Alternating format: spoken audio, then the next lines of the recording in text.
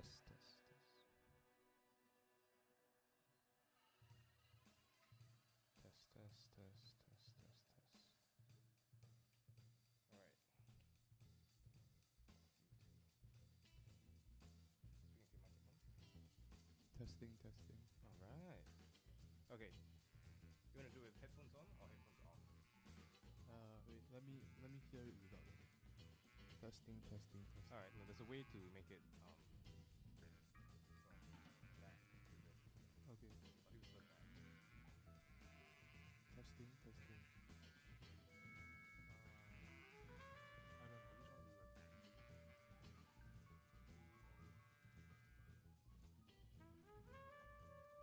Okay, I'll have it playful here, like a bit more ASMR. Wait, so we'll down on it. Playful here instead of the.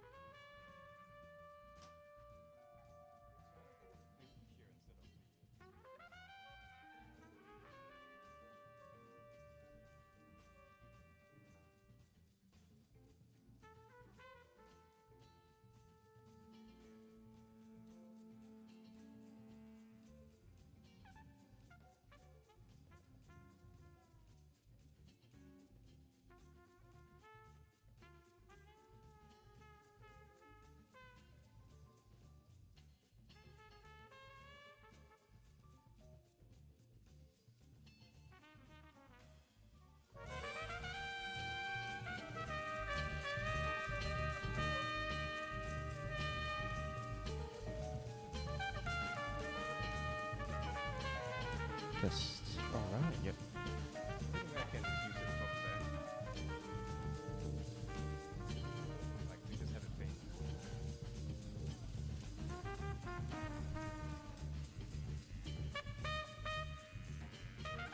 Alright. Keegan, can you hear me? Inside your. Inside. Okay, can you say something? I can't. Oh yeah, I can hear. Alright, awesome. Okay, now I'm gonna. Alright, and we are live. Hold on, let me just get this stuff out of the way. Okay, so everyone, welcome to floor. Okay, no, I should remove this.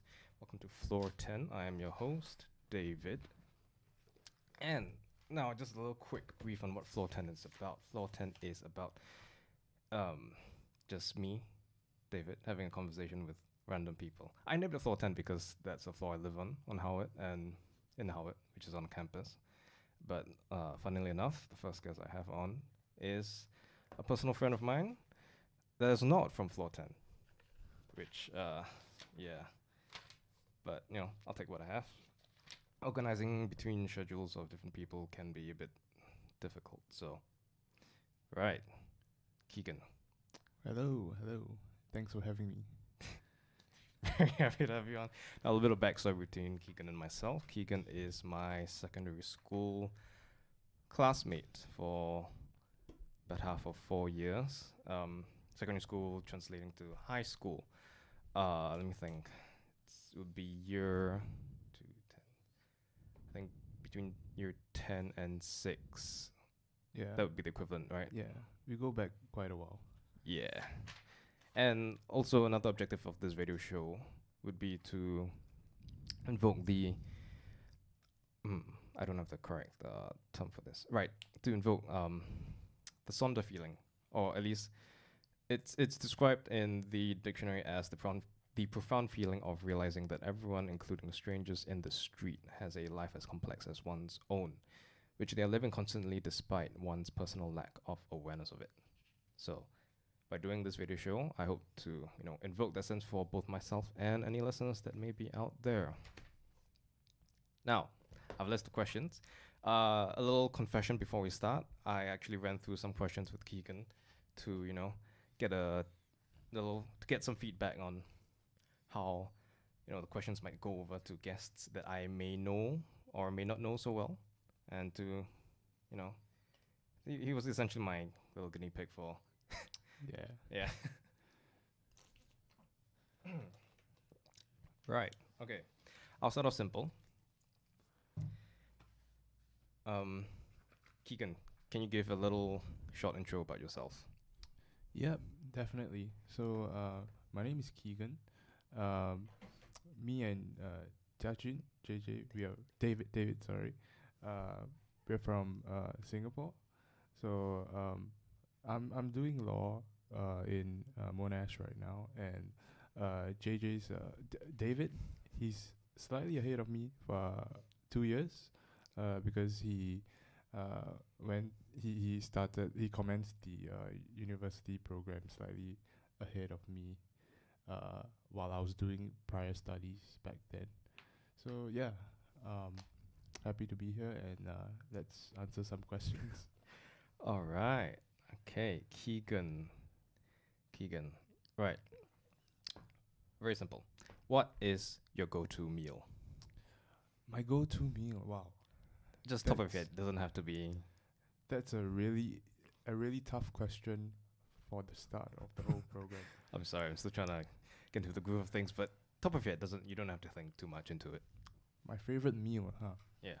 Um, I think first and foremost, like, uh, the Singaporean like cuisine is something that I really enjoy, because having been brought up there, uh, it really Singapore has lots of different dishes, and probably one on top of my head right now is chicken rice.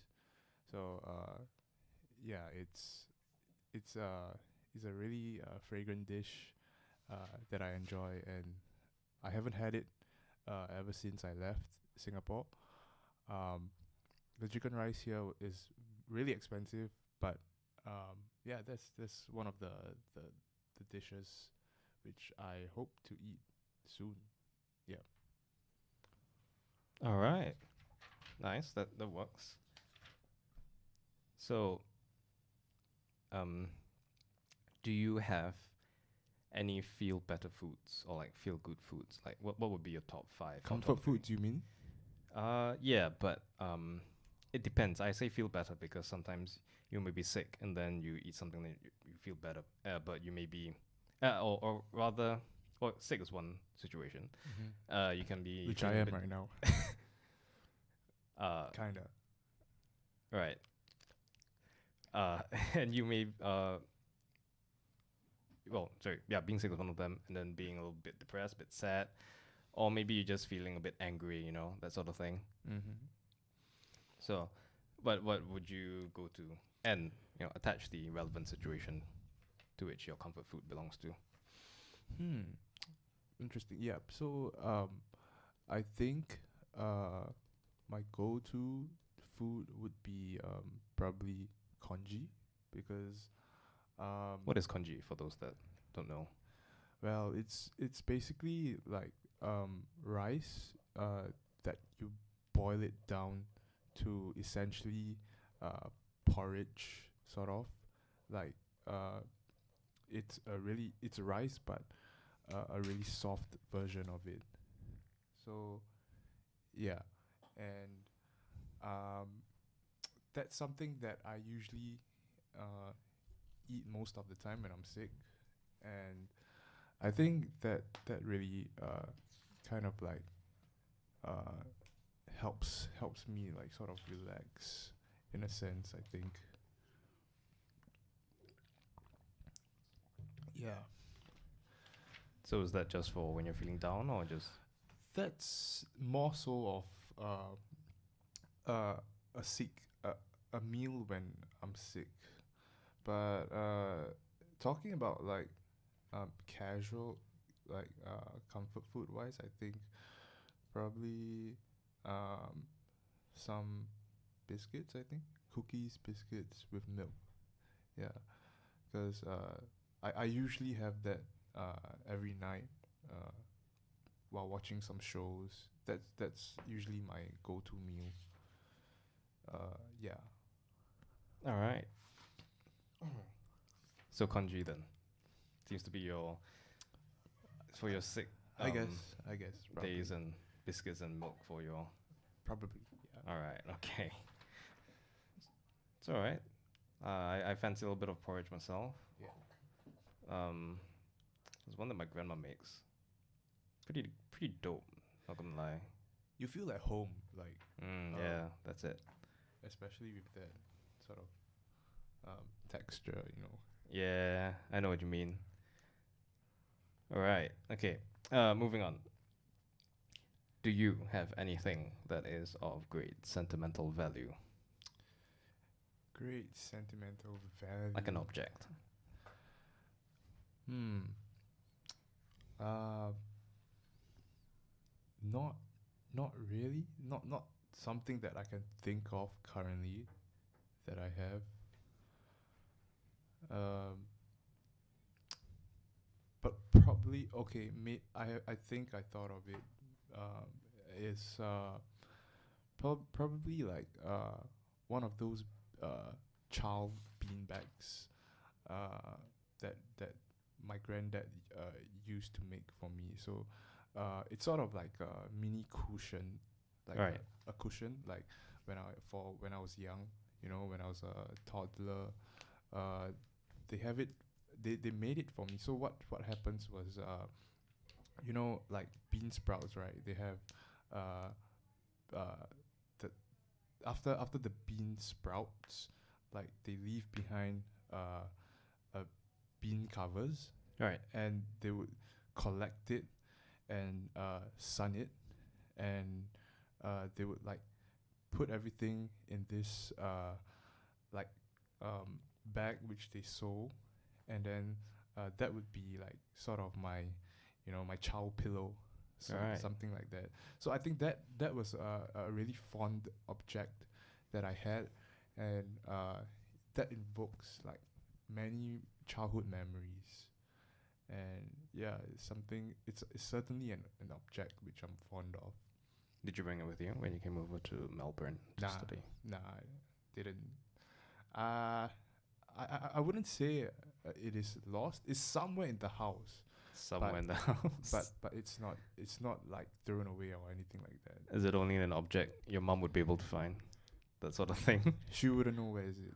Oh wow. I think it's somewhere in the wardrobe, and lost in the deep darkness of the wardrobe. Yeah. Right. Right. Okay. So it's like a little like a, for lack of a better English term, it's like your own Memorabilia. chocho. Is it? Yeah, yeah. Okay, so chocho is like a little. It's a little term. I don't know what language it comes from, but it's like a little. I think it's dialect. It came from a dialect term. Do you know which dialect came from? I don't know. Teochew, Hokkien. But it essentially Or means like a bolster or like a piece of a cushion or something that kids grow it very could be. It attached could to. be Chinese. Like, chocho is like a term used for, you know, when you have snuggled or hugged that object for too long, and like uh it becomes like soiled and smelly. So chocho is like essentially smelly. Right. Yeah. Yeah. So Oh, you're right. Yeah. I think that's where the name came from. I think the more I think about it, I think it's more to do with um I'm just purely speculating here, and I think I am way off on the science, but it's something to do with scent. Yep. I think. Yep. It's a I think a familiar scent. Even though it's like your own scent, you've been around it so long that maybe your own brain forms an attachment to said scent, and yeah, then it's a familiar scent that like, yeah, thereby links it with comfort and whatnot. yeah, exactly. So that's your chocho. Essentially, yeah. Okay. All right. Okay. Now this one may be a bit going a bit deeper. Hold on. Never mind. Scratch that. You said your granddad made it for you. Yep. Do you have any other siblings? Well, I Yeah. know you have other siblings, but Yeah. for the rest of us, I have two other younger sisters, so I'm the oldest in my family, among my siblings. Sorry. so two younger siblings. Yep. Like, are they sisters, brothers? Two younger sisters. Oh, right. So the older one, she's studying in Latrobe, So shout out to her. Shout out to Megan. And yeah, the younger sister is currently back in Singapore, doing junior college. Right. Yeah. Huh. So how you feeling, like settling into Melbourne, settling into uni life in Monash? Well, I got to say it's kind of an uphill ever since I arrived because um, you know, being like alone by yourself overseas, it's something that um, you you have to overcome and like sort of get used to it uh, for the first few weeks, and hopefully that sort of like comes through in the end, you know. Right. So Yeah, definitely. homesick definitely is is a part of the process which I'm sort of like that I was facing for the past few weeks, but I reckon it's kind of better now. Hopefully it will be in the future. Yeah, and uni life. Yeah, I it's my first time doing law. I didn't do legal studies or anything like that prior to uni, so I'm still like adjusting to the terms and like the different content that they have offered in the course. So yeah, a lot of stuff to get used to and like to basically adjust into. Okay. Out of 100%, um, how how settled are you? Would you say? Um, Probably like housing wise and like basic uh like uh living expenses, stuff like that. Yeah, probably 60%, 60, 70%.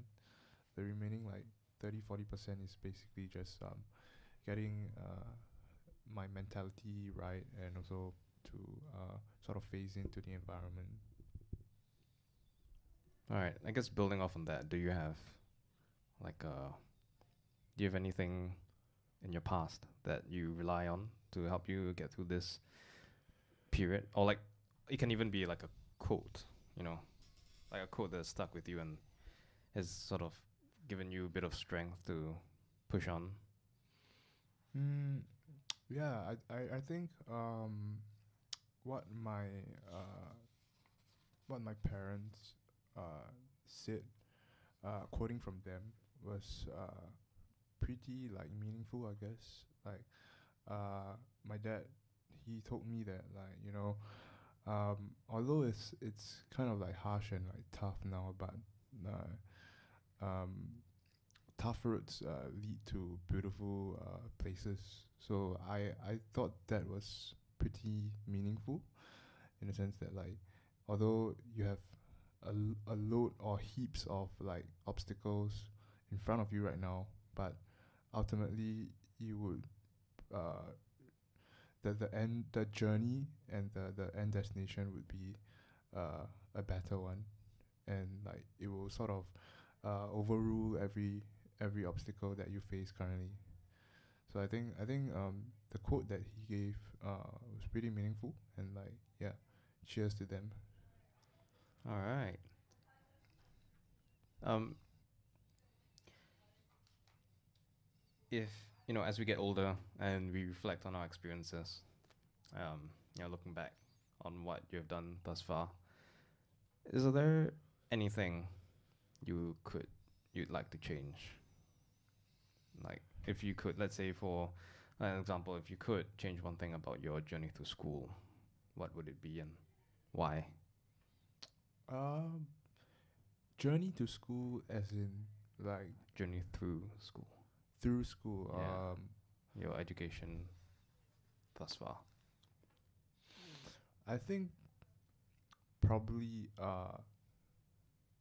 I wouldn't know if this is the correct thing to say because um if I were to say like because a little bit of a backstory was that I didn't really do as well or like as per planned. Uh, like after my secondary school, like my GCE O levels wasn't like that good in terms of Right. the score. So I was about to say like I should have studied harder for the O levels, um, so that I could like get into a course locally or something like that.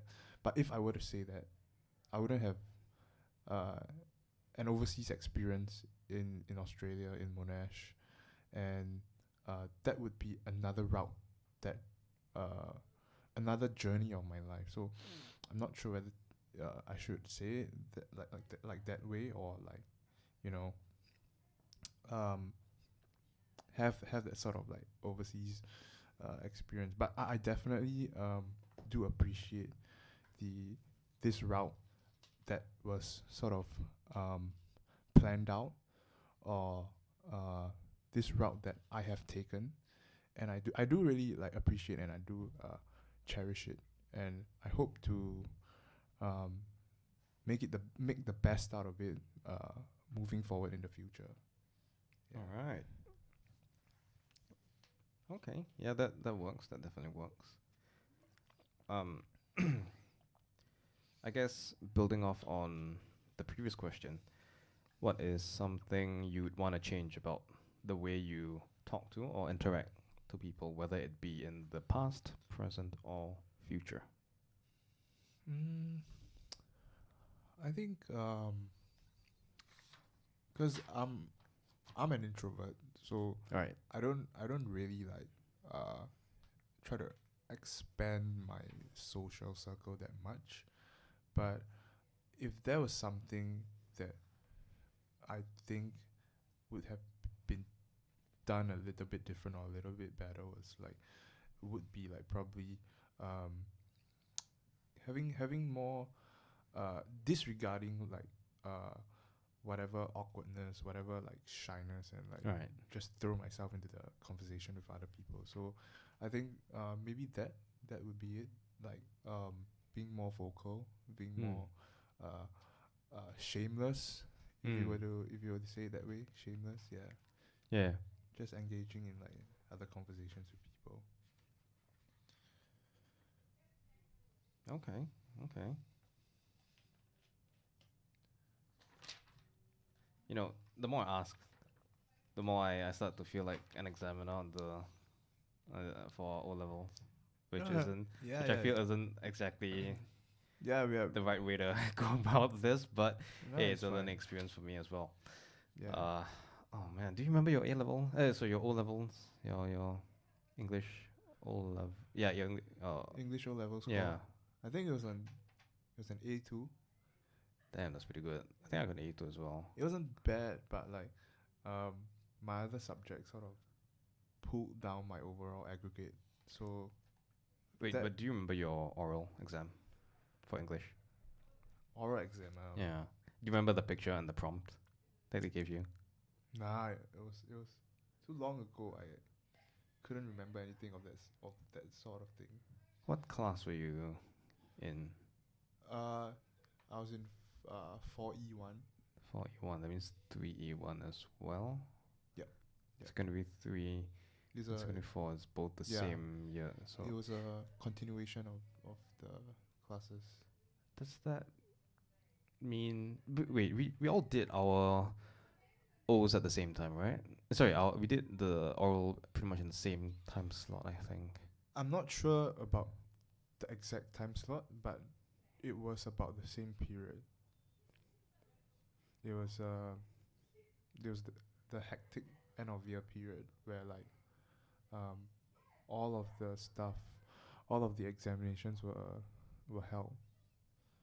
So I didn't have fond memories of it. I didn't really like it because it was such a rush Yeah. and so pressurizing. But yeah, glad I got over it. Definitely. You look back on it and it's like, and you're wondering, how did I ever get through that?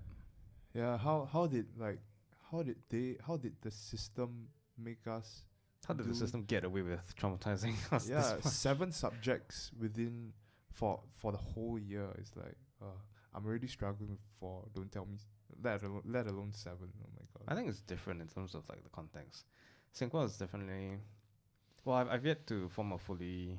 I've yet to have a fully formed opinion, or like at least to. I haven't learned enough about the local Australian school system to actually do a proper comparison.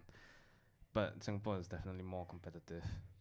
Yeah, and like um probably like it should be more like skilled to someone's interest, because just giving an example, like for a person that doesn't like math or any calculations like that, right? They shouldn't like make math as a compulsory subject and force us to take it during for our O levels, because if someone has ultimately no interest in that, um why force them? Why make them put it in their aggregate, such that like you shut off many more doors moving ahead for their future education, studies, and like career pathways. I get what you mean. I get your sentiment. But I actually disagree a little bit. I agree that it can suck, Yeah. but the reason why it sucks is not because we were bad at it. I reckon because in Singapore there's a bit of a little toxic culture among the way teachers teach, in my observation, and that is so right from the beginning, primary one. That's Yep. what year one. I don't know what the equivalent is for local Australia, but year one, right? Yeah. They will hold your hand a little bit, but the moment you reach primary two, they'll start giving boatload of excuses, saying, "Oh, you're not primary one anymore. We expect you to be more mature." Like, woman, what the hell are you talking about? Like, and then this proceeds primary three, primary four, primary five, primary six.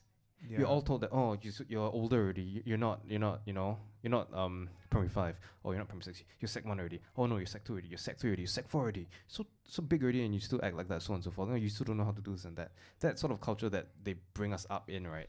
They're expecting us to be better every time and not giving us proper guidance along the way. I feel has severely hindered and diminished our love for studying. Like, I don't know if it's the same case for you, but in primary three when they first introduced science to us, what do you feel? What do you remember feeling about science back then when it was first introduced? To be honest, I didn't really um like I wasn't really that kid uh who did really well in science. But I remember like after our secondary two examinations end of year, Right. we had this like sort of banding system Mm. where like if you don't hit a certain score, you can't get into like pure science. For those of you that are not really sure what pure science is essentially like an in-depth focus on that particular science stream that you would take in your next level of secondary school education. So, for example, chemistry. If you want to take like pure chemistry, like that subject only focuses on chemistry. You have to get a certain mark in your lower secondary exam to uptake that in upper secondary. So I feel that that banding sort of like puts pressure on lower secondary school students at too early of their education journey, such that like um, it puts a whole lot of pressure, and like students tend to lose interest in studying. Right. Exactly. Interest. But bringing like going off on that, right? And in continuation of my ongoing point was that they keep expecting us to be better than the previous year, Mm-hmm. Yeah. which is not an unfair thing to expect, but they just threw us off in the deep end essentially, and they don't nurture the love for they don't nurture the um like, because as humans we are naturally very curious, and as kids we're even more curious than we are as adults, Right. Right. though I'm not sure that if there's actually science behind it, but yeah, you get my point. Yeah. And so they don't nurture that curiosity to the point where we want to keep learning. It comes to the point where we just don't like to learn, and that is detrimental to us because the way math, science, and all that, I feel those are compulsory subjects that we need to take. It's not because that it's not mainly just because it may be useful in the future, but it's also because how it trains our mind to think. The different maths problems that they give us, it's training our brain to see the world in a different sense, to construct Yeah, and solve issues. I kind of agree in a sense that like you need like fundamental calculating skills. Yeah, exactly. So, well, that and like helps with But- our problem solving skills inside our brain and whatnot. But not to the extent of like limiting one's like career opportunities or like further educational like routes, you know. Oh yeah, the what was I going to talk about? Right. Um,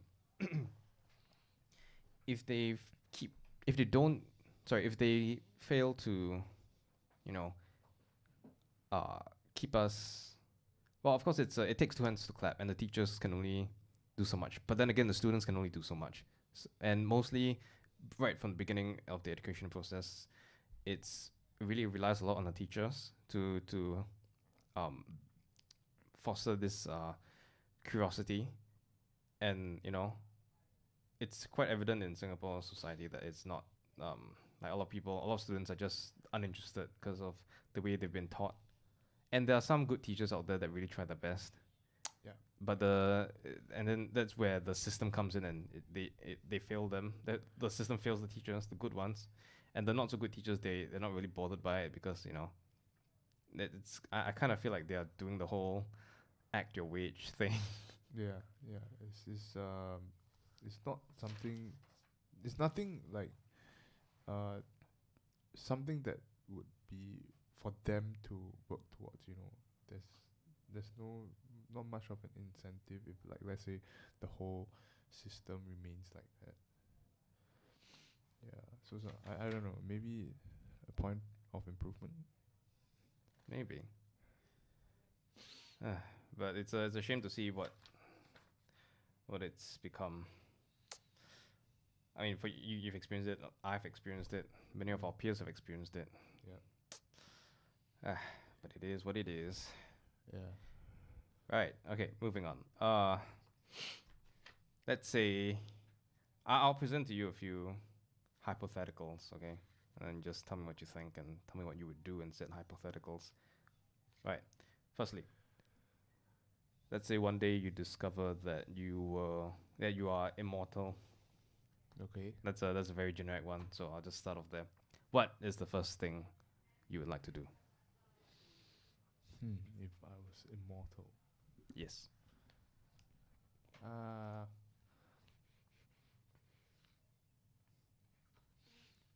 I'd say probably just wow.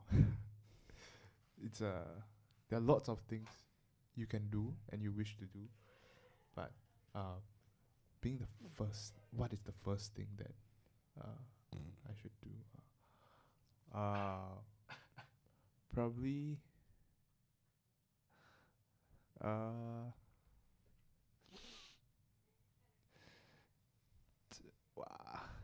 drive. I don't know, like fly. I guess Sorry. fly in the air. Fly in the air. This is too tough of a question. So like you jump off a building and see how it goes. Yeah, like I don't know, just flying in the air, like having an overview of like everything on the ground. You know, like Mate, you're immortal. You're not Superman. I don't know. Okay, let me just change it a bit. Okay, instead of immortal, let's say you are wealthy, right? Mm-hmm. Something a bit more grounded, I guess. Mm-hmm. If you were wealthy. Mm-hmm. If I was wealthy, I probably do some. I know this is a very cliche thing to say, but probably like I donate some of my wealth to charities, and okay, and also investments. Right. Okay. How about okay? How about something a bit more self-centered? Self-centered. Okay. I mean, you got all this money. You can You can give so much to charity. Yeah. Right, let's say you've done that. All right, you've filled the coffers of every single charity there is on earth. Yeah. It's like Jeff Bezos's wealth. Like, Yeah. you cut Like half, never he's still ending. like the richest. Never ending. Yeah. Yeah. So like, what would you do then? Probably get buy myself like a nice car, I guess. Nice car, nice house. Likewise, get some of these stuff for my family members, I guess. I know my granddad. I think he didn't really explicitly said it out to me, but I think he would like to drive a Mercedes, I guess. So I'd probably get him a good Mercedes. I think that's Yeah, that's all It- right. Yeah, it- I'd probably get like a car as well. yeah. Right. Okay. If you could decide what language to speak at birth, what would it be? At birth, Yes. um, I don't really have a specific language which I kind of like adore or anything, but English. I mean, English is the common language of the world. Is the lingua franca, as they say. Right. So probably English would be the best language to go around, I guess. And especially like I love traveling. I love seeing like parts of the world. So I think probably English would be the best at getting around at least. Yeah, but if nah, it's nothing. So just English. I think so. Yeah, All right. but I definitely do hope to learn other languages. And what would they be? One of the languages that I'm currently learning right now, and that I am sort of struggling to grasp is Korean. I just enrolled in the Korean introductory module, so uh, I'm not sure if that's the right choice starting out as a first year student, but like it is what it is, and yeah, I'll just wish me luck. Just wish me luck. Well, I mean, you said it yourself. You're a first year student, so I guess push comes to shove, you just gotta focus on your priorities, I guess. Mm-hmm. And that Yeah. may mean dropping the sorry, not say dropping, but not putting more emphasis on your core electives. Yeah, it is what it is. It really is. It really is. You've traveled much, have you? Yeah, I've been to. I'm fortunate enough to have visited quite a lot of countries. So, to name a few, a few is like Australia. Not only in Melbourne, I've traveled to other parts of Australia, to South Australia. Kangaroo Island was I had a blast there. The scenery was like absolutely amazing to die for. Western Australia, and Tasmania, Right. and other parts of the world like South Korea, Japan, Taiwan, and Indonesia, Malaysia. Yeah, I love traveling. So Any place you'd like to travel to?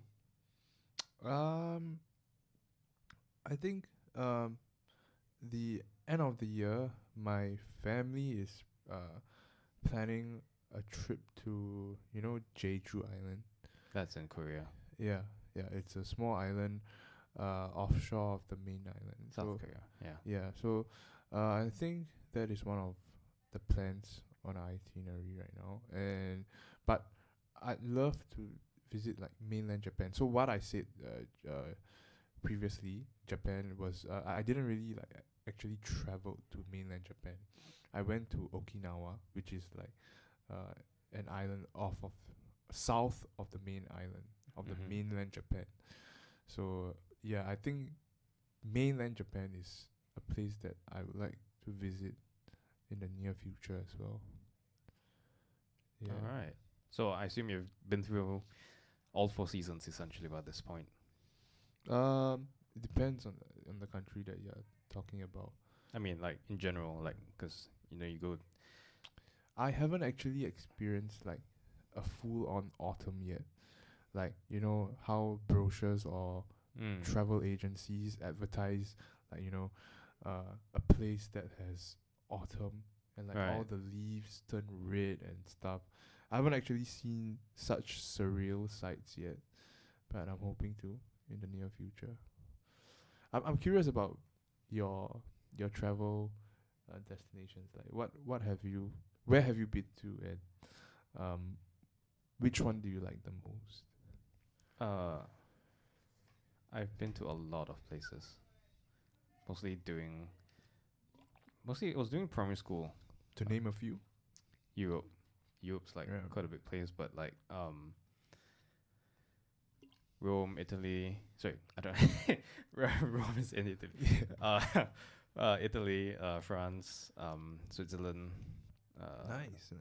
I haven't actually been to Europe though. Yeah, you should. It's pretty dope, but you gotta watch out for the pickpocketers. Yeah. They are I've heard vicious. a lot of them. Heard a lot of them. But top marks for their marketing though. they managed to. They managed to turn. They have very innovative ways of attracting one's attention to their store.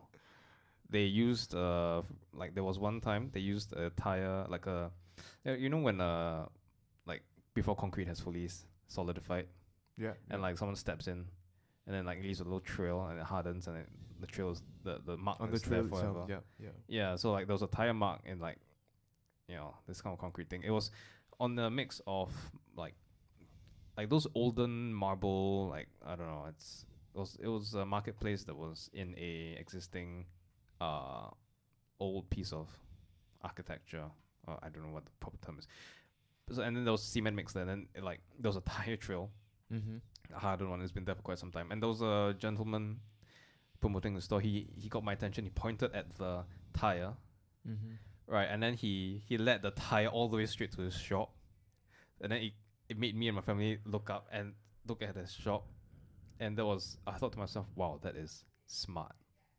Like he got, like, cause step one of like essentially he knew how to advertise the shop using the things around him, so that was pretty cool. Uh-huh. But like okay, going back to what you've told me so far, like based on the seasons you've experienced, what's one that you would live in forever? Forever. Yeah, and why? I used to think like winter was a season that like You've seen snow before, right? yeah, I've seen snow before, but yeah, winter was a season that I used to adore a lot, because coming from sunny Singapore, right? Yeah. We do not have 4 seasons there, so essentially we'll be like in summer all year long. So the first time I've been to a winter, sort of like a winter place, was like probably Tasmania in Australia. So I sort of like I envisioned what it would be, and some of the experiences that I've had there like sort of satisfied my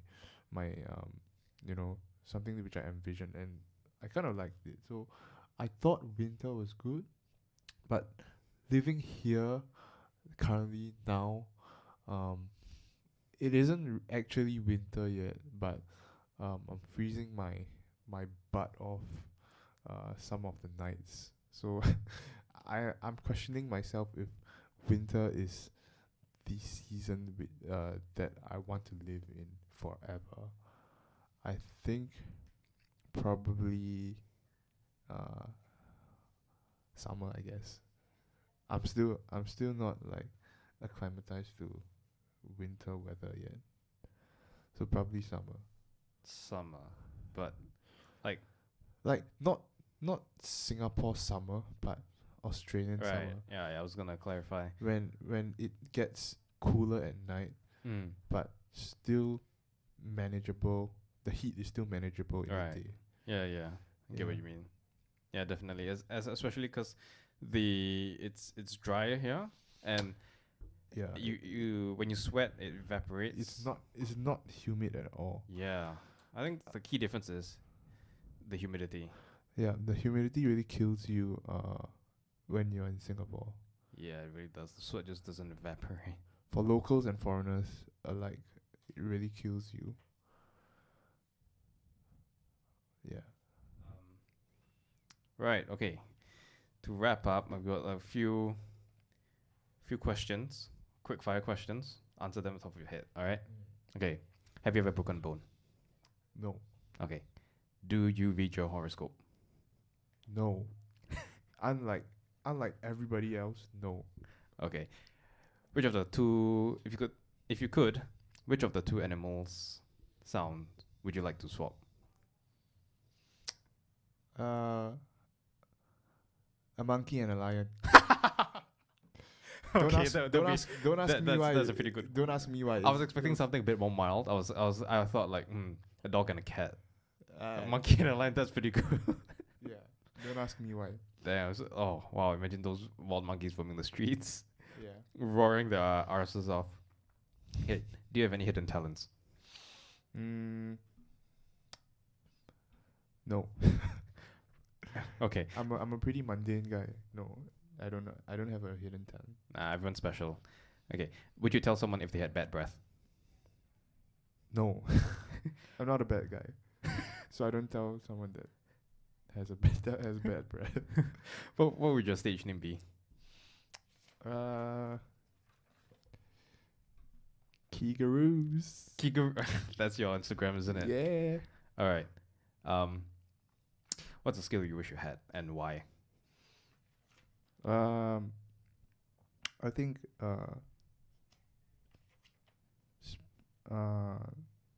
speaking confidently, I guess.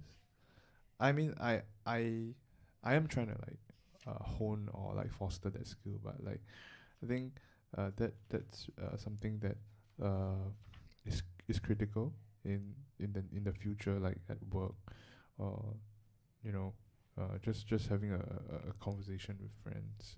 So I think confident speaking, public speaking, yeah. Okay. Hold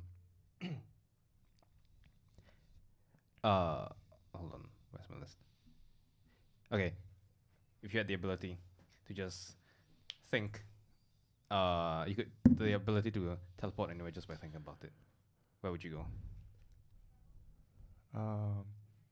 Anywhere, like Anywhere. a country or Anywhere. Third dimension. You want to go into space? Also works for me. You wanna see the sun? Works for me also. You wanna go into a black hole? Works for me as well.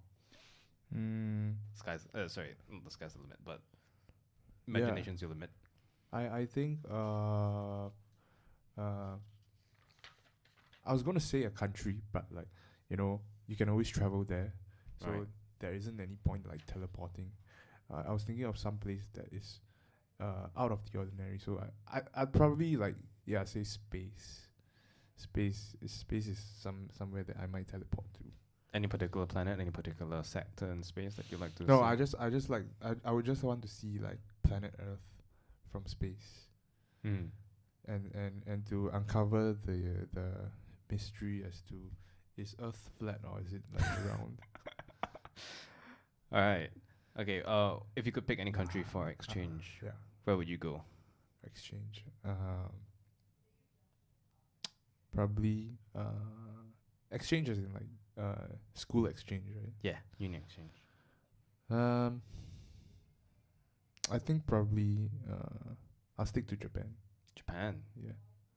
Huh. What's with I don't know. It's just the desire that of going to. you've not Japan. been to Japan before? No, not the mainland, not the. Yeah. Okay. Huh. I thought so. It's like it's pretty. I love to go to Europe as well. I just like to maybe either Europe or Japan.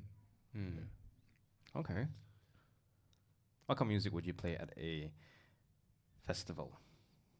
Let's say a spring festival or like what's a good festival to name? Coachella. Burning Man. Let's say Running Man. Burning Man. Oh, Burning Man. Is that a festival? Yeah, it is. But okay. Okay, music that you play at prom. Yep. If we actually got Christchurch to do prom for Yeah, like, I can't imagine that, man. a little background. My Christchurch is where we're from, the secondary school. They cancelled our prom just 'cause, no particular reason given. Just cancelled out the Oh blue, yeah, I remember that. and that was it. Right. So like, what music would you pick? Maybe Charlie Puth, Right. because I had it in my playlist on repeat. Then Charlie Puth. So yeah, something along that line. Okay. Wait, so Charlie Puth, I'm just purely Charlie Puth. Like you just run all his albums on repeat. I wasn't listening to Lainey at that point, but I'd love to play Lainey as well. Lainey, yeah. All right. Lainey for the win. Okay, one last question before we wrap up. How would you dispose of a corpse if your super close friend killed someone for a legitimate cause? And you couldn't report to the police? Is that one of your criminology questions? No, this is a personal question I thought of. Sorry, I thought of. I sort of rebuilt this question from the internet dice. How I to searched it up. how to dispose of a corpse? How would you dispose of a corpse? I just burn it. You gotta go into a bit more detail, man. I would chop it up into pieces, and I would tie it up in a bag. Yeah, I'll forgo all the nuance. So like, I'll assume that you do it properly, so like you don't leave any DNA evidence behind. But so you chop it up and then you burn it up? Is it? Yeah, burn it up. What are you gonna do with ashes? Maybe like put it in my flower pot. I think they actually. It acts as fertilizer as well. So Really? yeah, Burned organic matter. yeah, something of that sort. Okay. And then how would you ever get rid of the flower pot? No, if I think the nutrients inside there, or the fertilizer that remains, I think it can last my plant for a pretty long time. What kind of plant would you leave in that place? Probably a sunflower. to get to rid the place of all the evilness, something Alright, have a little sunny. sunshine in the Yeah, place. yeah. Would you have a matching pot color to go? Probably, with? I guess. Yeah, maybe like. No, actually no. I'll just stick to aesthetics. Maybe like a posh grey or something like that. Okay. Yeah. Kind of contrasting, no? Like posh grey pot with sunflower. I mean, only the flower itself is, the center of attention. The rest, like, eh. Will you like put some actual soil over the thing? Because I imagine human ash doesn't look like regular soil. You've seen human ash. Yeah, it doesn't. Yeah, I think I'll put soil over it to mask any smell, I guess. You know what I think? If you added in a little bit of cat litter inside, because cat litter looks Right. eerily similar to Right. types of human ash. Damn, that adds like the cherry on top of the whole disrespect for the corpse. You get your pet to just piss Just and shit. shit on it. Just shit. Oh shit. Sorry, I'm not sure. No, you can swear, just not like. Yeah. Yeah. Right. Okay. Well, this has been rather enlightening. Learned a few new things. Yeah. I didn't know that you wanted to visit Japan. I thought it was always like Korea, because that's always been the vibe that you've been giving off. But not I shan't- not a Korea. I shan't assume too much. Yeah. Well, it is time for me to hand off to the next show, who is... Okay, never mind. I can't see the name for me. But thank you, Keegan, for taking the time to come on to No worries, Floor no 10. worries. I appreciate you coming. First ever radio show for me. And how do you find it? It was harrowing at the start because like I'm not sure if I would start there, but yeah, good to have it done. All right. Well, that is the end of our show. This is David, your host, signing off.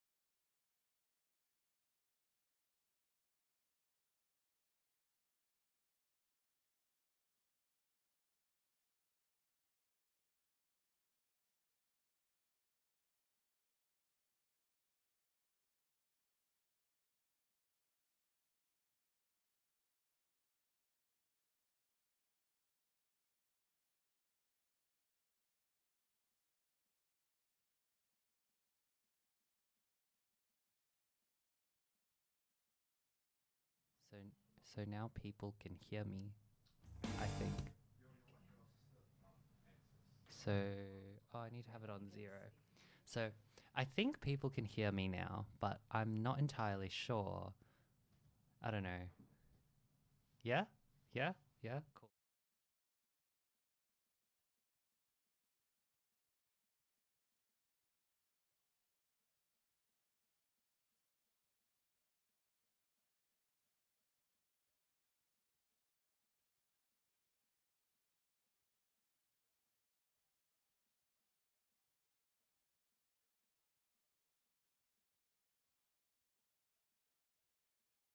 So I'm just going to start talking. My name's Tintin. Hello, everyone on the radio, which is probably no one listening at the moment, which makes this very, very nice for me. This is my radio show. Welcome to my radio show. I never thought that I'd say this in my whole life, so genuinely I'm quite shocked. But so yeah, I'm on the radio and my show is called The Fifth Mic. The only reason I came up with this name is because there are 4 mics in the recording studio. And, oh, that was Amy. She was giving me a thumbs up. That was very kind of her. And, yeah, I guess I called it the 5th mic because I wanted to be the 5th mic. So, with all that in mind, welcome to the 5th mic, everyone. I hope we enjoy the next hour together. I'm gonna try and figure out how the aux cord works on the desk, because I have no idea what's happening. Anyway, this could go horribly wrong. They've just like put me in a recording studio and then just completely trusted me. Like, to just do stuff. I don't even know. So we're gonna see what happens. I'm having a good time. I hope you guys do too. So, let's just do some audio tests. So, aux? Yes? Oh my god. So, I think... Oh, does the ducker not work on this? So, can everyone hear this? Immy, if you heard the music, can you give me some sort of sign? Like, You can just like wave or something. Did you hear the music? I don't know. Can you hear me? Hang on. I'm gonna check Instagram. Yeah? Yeah? Cool. Love. Oh my god. This is so chaotic. Anyway, Amy might come on later, so that'll be exciting. Yeah? And if I play the music, is that super loud and horrible? Yeah? All good? Yay! Okay. I guess this is all that I'm gonna do on my radio show. So, I didn't really know what I was doing this morning. So, I was like, well, let's just find some music that sort of interests me and I'll talk about it. And so that's what I did. Recently on ABC Classic, I love listening to ABC Classic. They're so good.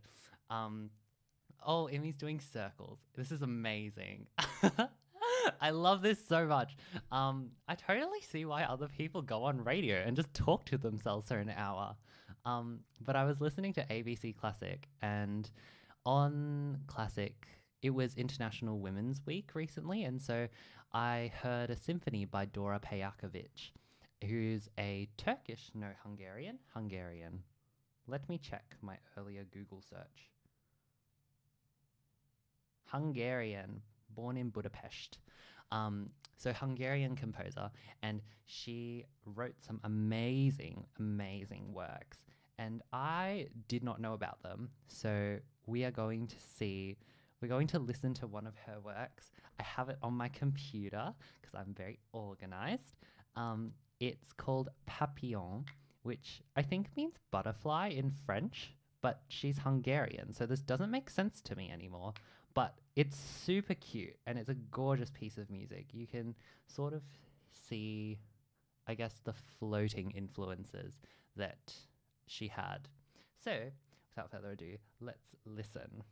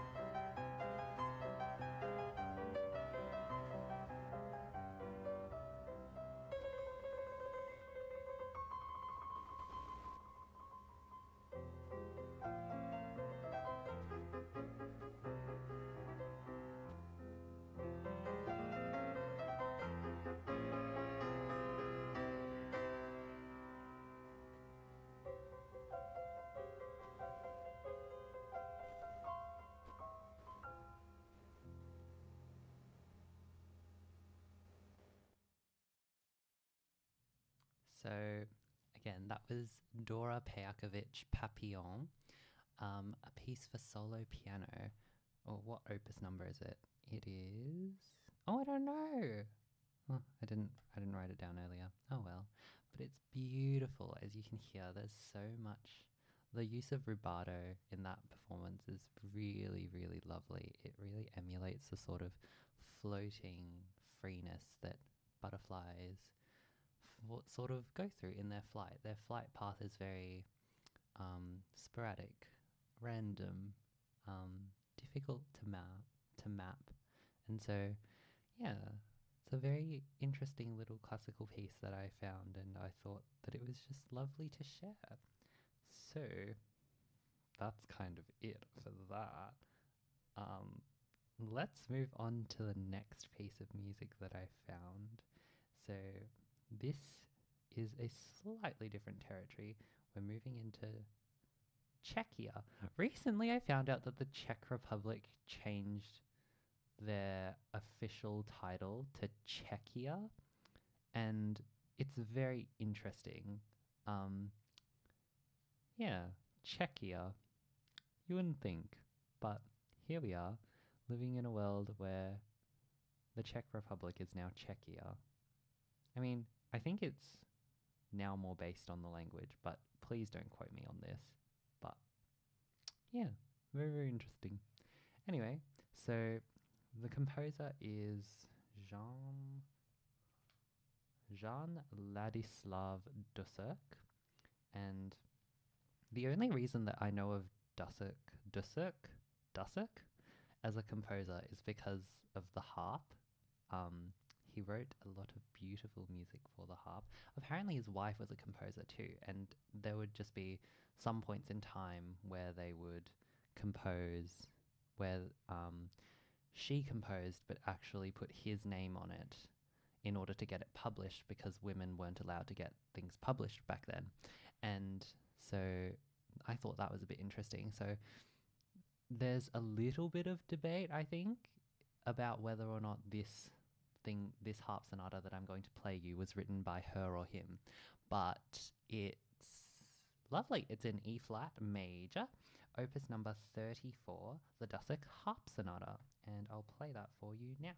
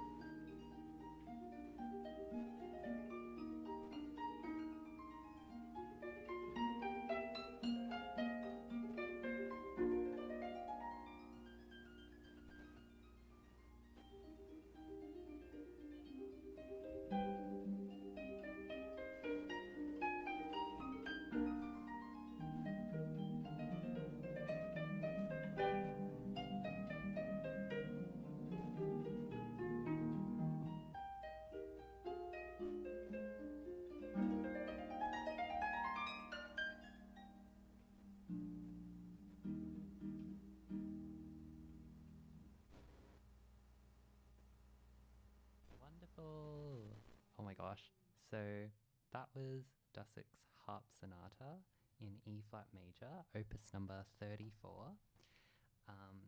It was all 3 movements. Oh my gosh, isn't it beautiful? I just Hello. love this. Yes, Emmy's here too.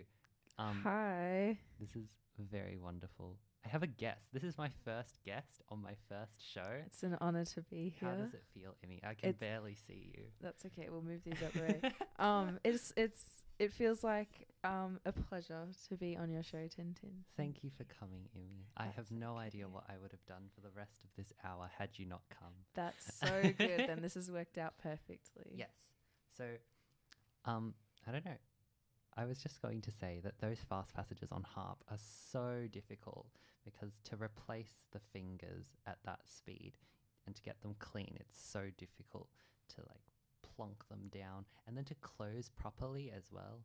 It's like, wow, that's some. Have you played Serious. any harp? I have. I have access to the harp in the music department, so I play on that sometimes. Amazing. I'm not very fast. It's all very slow, but thankfully everything that's slow on harp just sounds purposefully meditative. So Awesome. it's also very wonderful. Now we're going to change gears a little bit, and there's this great piece called Fiddle Faddle, and I think it's just delightful, but everyone is free to disagree with me.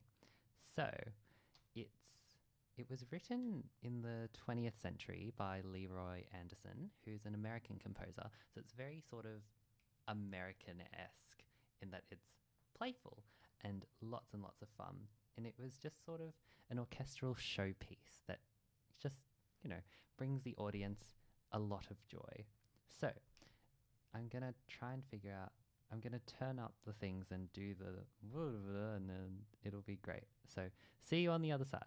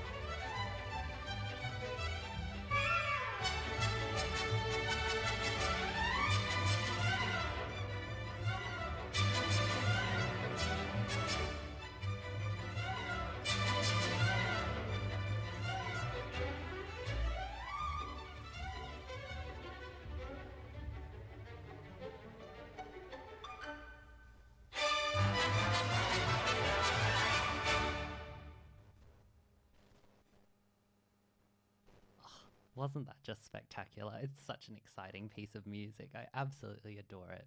And I was just saying to Imi, I found this yesterday because of an Instagram reel. I love social media. I always find the most delightful pieces of music.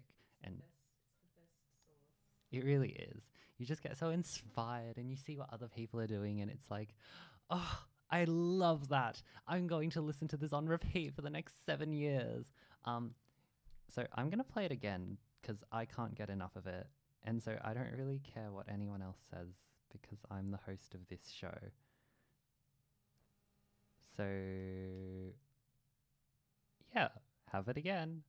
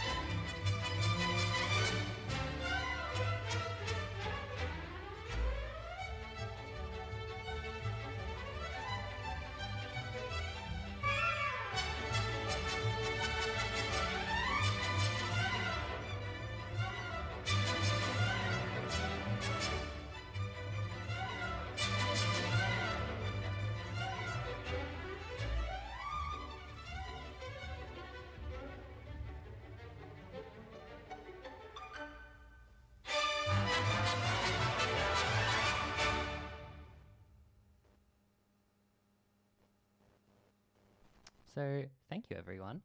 That was the second time listening to Fiddle Faddle by Leroy Anderson.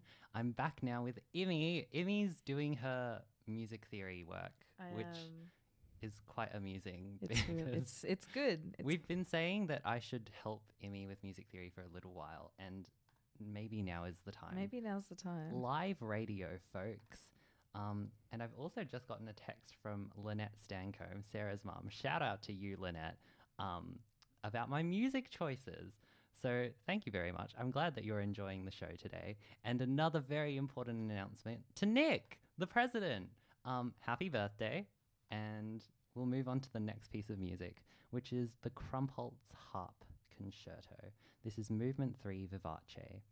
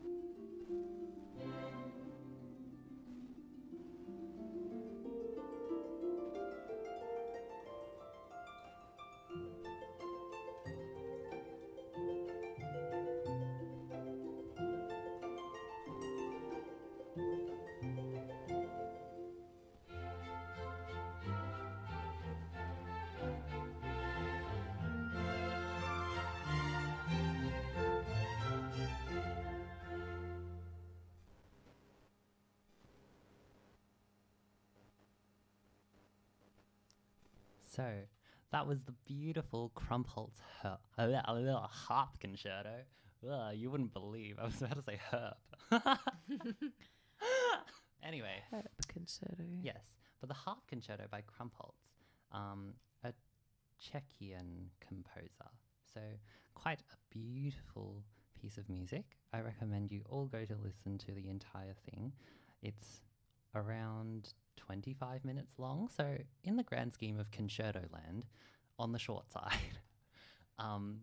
But I do understand that that is quite a bit longer than your average pop song. So yeah. Anyway, we have another piece of music. This is a suggestion from Imi. We're going to play Chopin's Winter Wind Etude, which is opus 25, number 11. So, Imi, do you have any comments to say about Winter Wind? My comment is that this is the song that made me pursue classical music properly for a number of years that I played it. Oh my gosh, that's so exciting. One of my favorites. Favorite composer, possibly, competing for. Yeah. And one of my favorite pieces. Wow. So did you play piano and then learn it? Pretty much, yeah. I haven't played it for a long time, so I don't think I can play it anymore. But yes, Goodness. did Okay. back in the day. Well, in that case, let's put on Chopin's Winter Wind Etude. See you on the other side.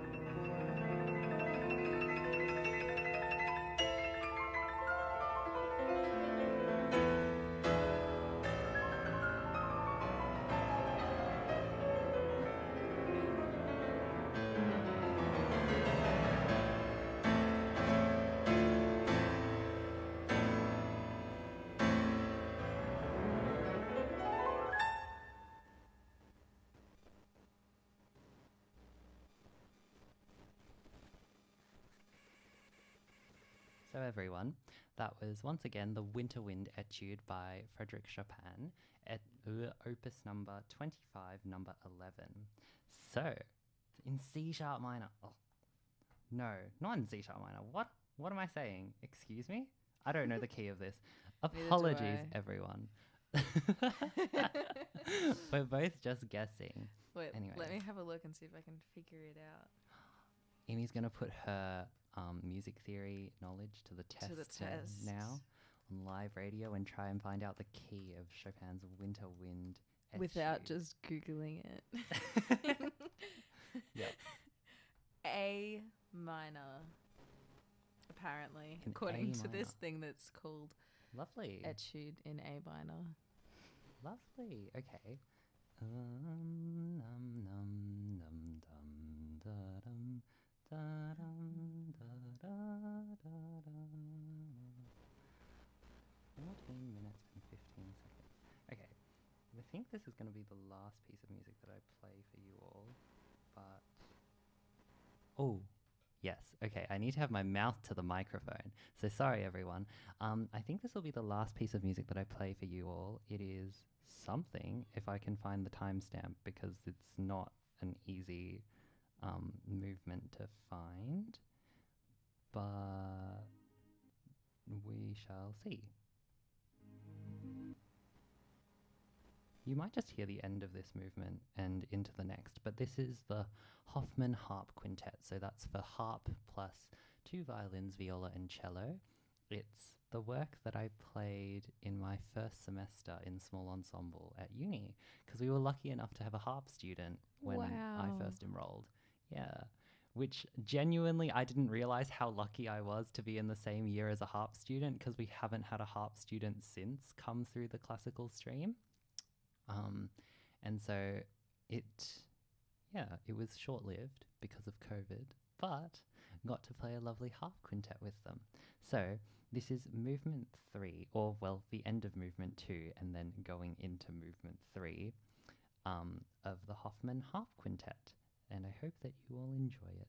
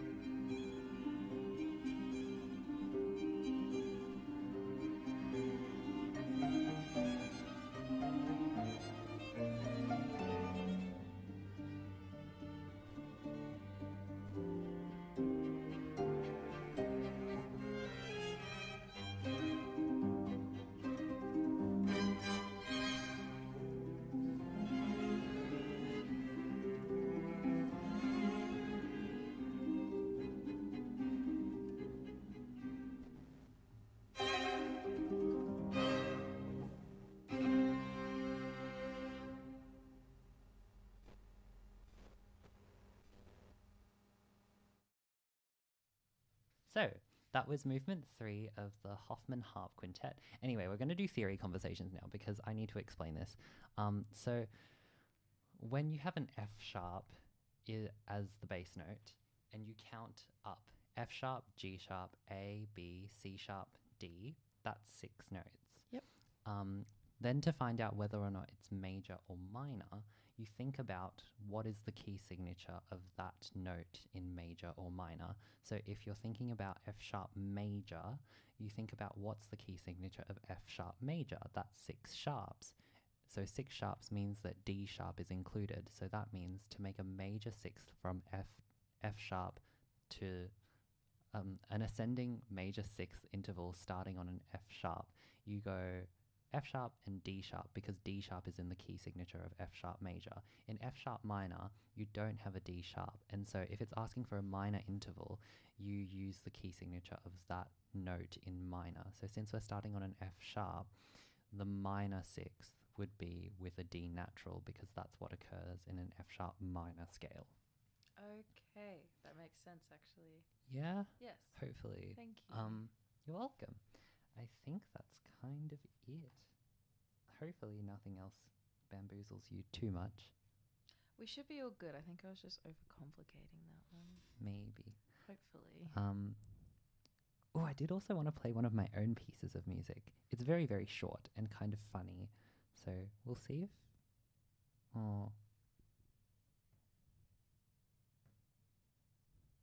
We will see if it plays and how loud it gets. But this doesn't have a name. The file in my computer is called... Oh. It's kind of crazy that this worked out kind of perfectly. So enjoy. It's kind of crazy that this kind of worked out kind of perfectly. And that'll be the end of my hour. Thank you everyone for tuning in.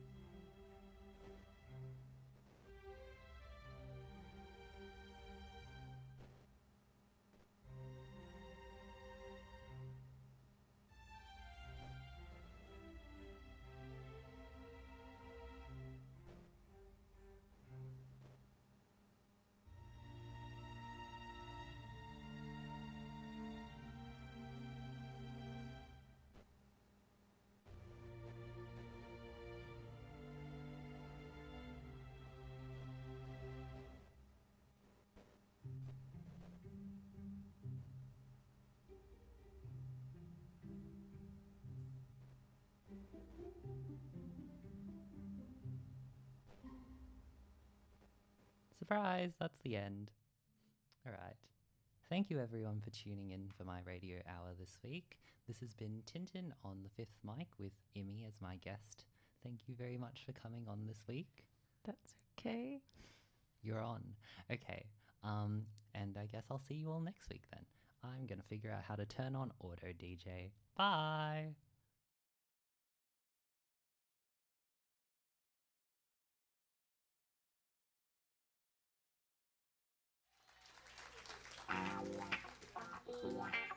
Right now, it's showtime at PJ's. How about a great big round of applause? Check this out. Thanks for coming down tonight. It's nice to see all you guys back here, all you gals. Alright, we're gonna pick this one up now. We're gonna get into it now. Well, back to the beat, yo. Down with the sound so sweet, yo. Just stop rushing and get yo. Those that are blessed and get yo. I'ma come inside and do my thing. I'ma take out my drawers and I'ma let myself swing. Then the last my tummy with the blues snatch. But now I got to get back. Yeah. Oh, this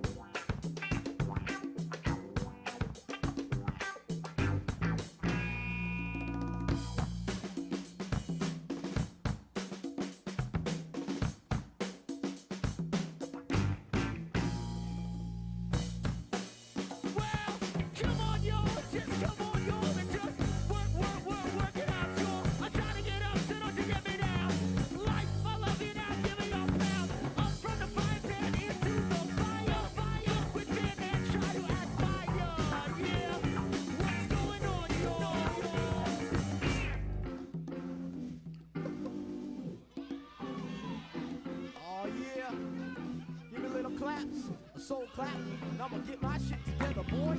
Oh yeah. Gonna, oh yeah. Gonna get it together. Everybody, we're gonna get it together. Can you hear me one time? For your mind. Oh yeah.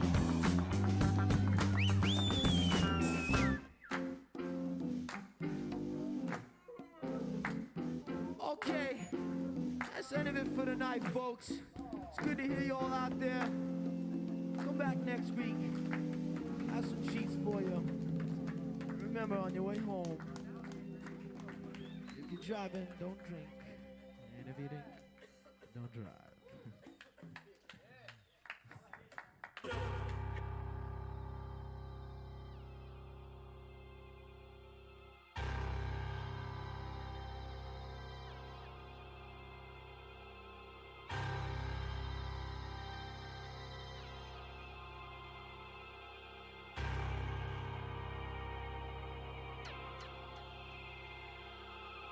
Our government has a firm policy not to capitulate to terrorist demands, that no concessions policy remains in force.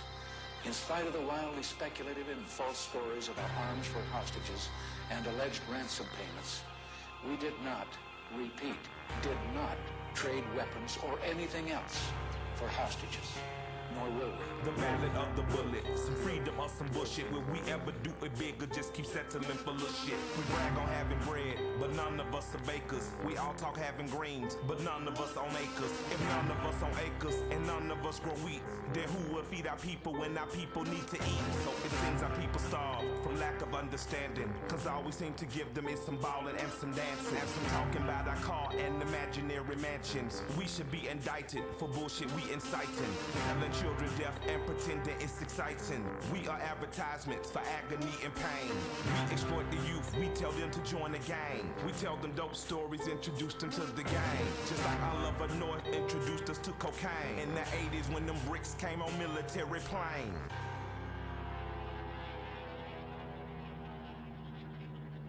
A few months ago, I told the American people I did not trade arms for hostages.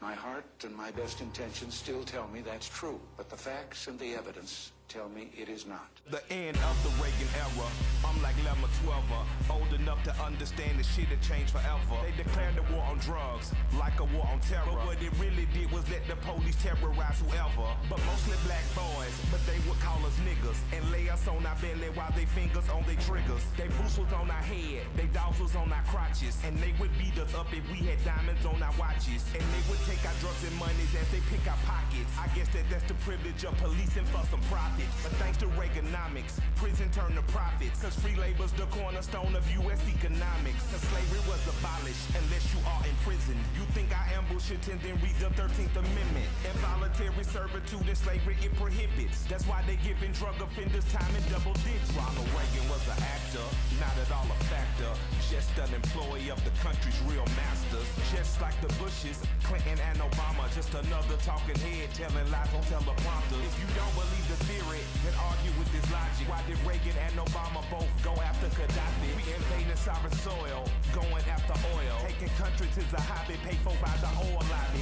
Same as in Iraq and Afghanistan. And Ahmadinejad say they coming for Iran. They only love the rich and how they load the poor. If I say any more, they might be at my door. Who the fuck is that? Staring in my window, doing that surveillance on Mr. Michael Render. I'm dropping off the grid before they pump the lead. I leave you with 4 words, I'm glad Reagan dead.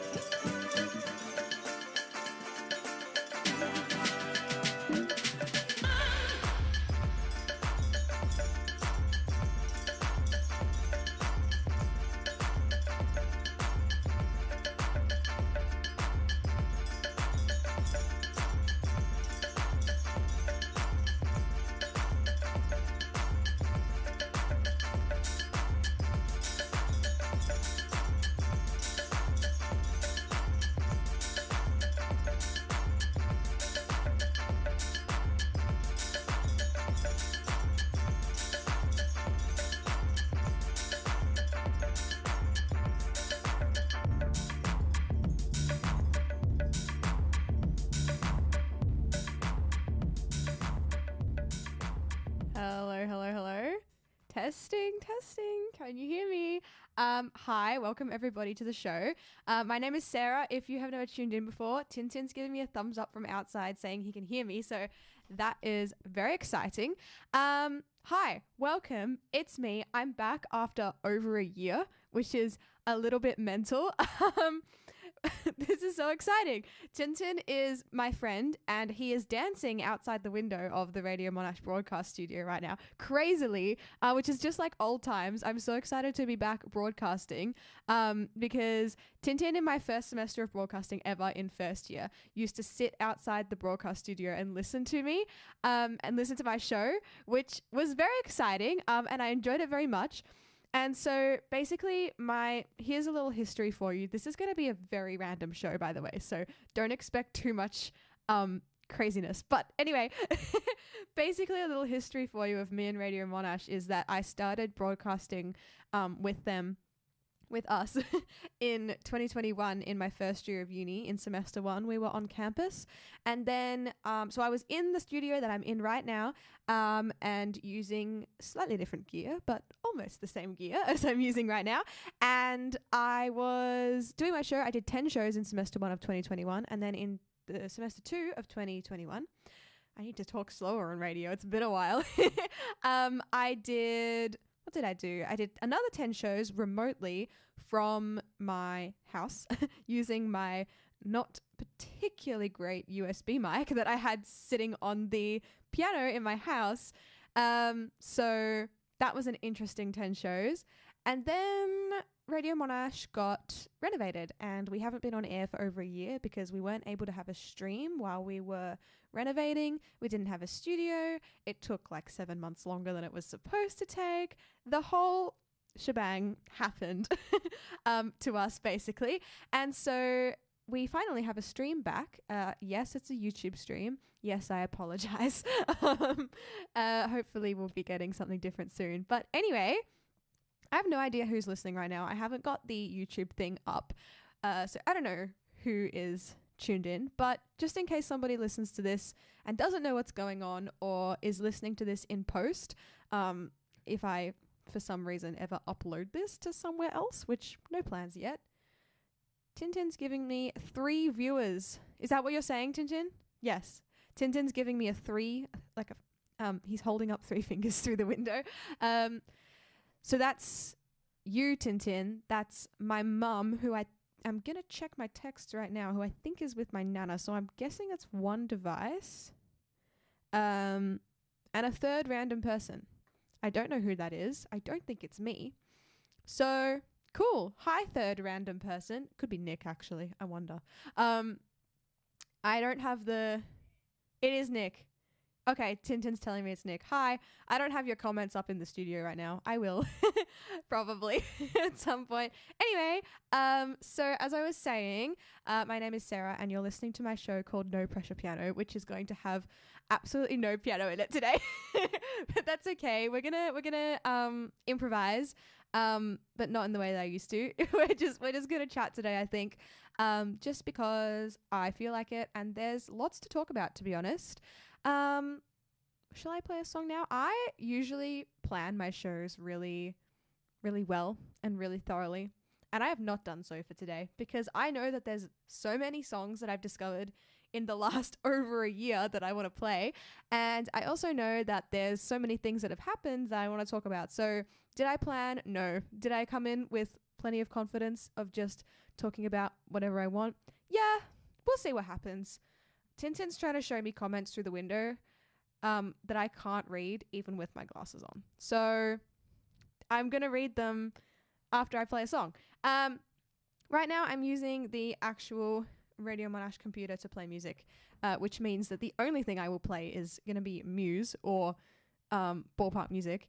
And if I play anything by Muse other than Animals? I don't know. Nick is not going to be happy. Nick, by the way, is our president. And he's listening. So I'm going to upset him and play something that isn't Animals. Oh, yes, it is Animals, plural. I'm going to play Panic Station because why not? All right, so this is Panic Station by Muse, and then I will come back and tell you a little bit more about RadMon probably and what I have been up to recently.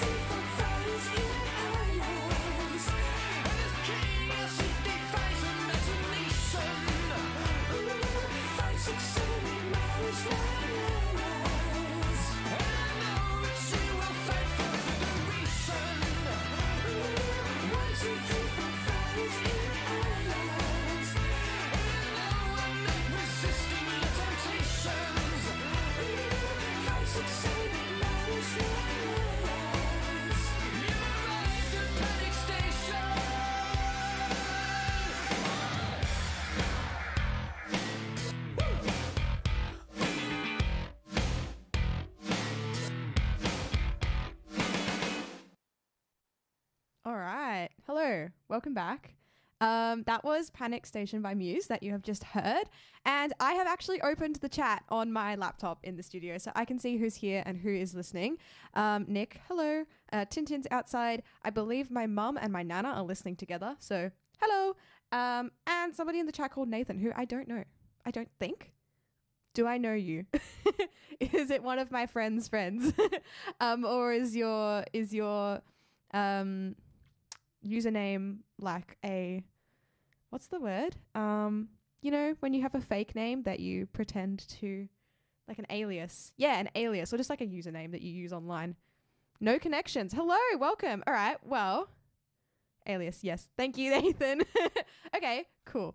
In that case, I need to explain who I am, which I have already done a little bit, but I'm going to continue to do. So, hi. Again, welcome back. My name is Sarah, and you are listening to Radio Monash. My show is called No Pressure Piano because when I first started my show in 2021, I used to do a lot of piano improvisation. I would get this, I may still do this again, by the way. I would get people to suggest words or themes or like colors or things like that, and I would base a piano improv off that. It was fun, a little bit scary, but it was cool. Not that scary because I am in a room by myself right now, so it doesn't really feel like any people are listening, although it's really weird actually having a chat where I can ask my audience straight away, hi Tintin, your theme was microwave food. Okay, Tintin would have suggested that when I asked my friends for suggestions, and I have a feeling that's probably one that I didn't do. Anyway, so in 2021, I have a feeling I was a first year representative when I got onto the Radio Monash committee. Since then, a lot has changed because we've had a whole year of a different committee where I wasn't broadcasting at all, so I haven't spoken about that on radio yet. And now we're in a third year, 2023, where we have yet another new committee. Well, new committee. There's still people who were on the old one who are still on the old ones last year and the year before that are still on the current committee. Anyway, so in 2022, when we didn't broadcast at all, I was the marketing director and the web director, but we didn't have a website. So I did not really do anything for the web director role, but marketing was a thing that kind of happened. Again, we didn't have a studio last year, so there wasn't a whole lot going on. I've also just remembered how much I talk with my hands when I'm in a studio by myself. If you could see me, it would be hilarious because I'm just talking into a mic by myself, just waving my hands around. It's quite funny. Anyway, got sidetracked. So last year I was those roles.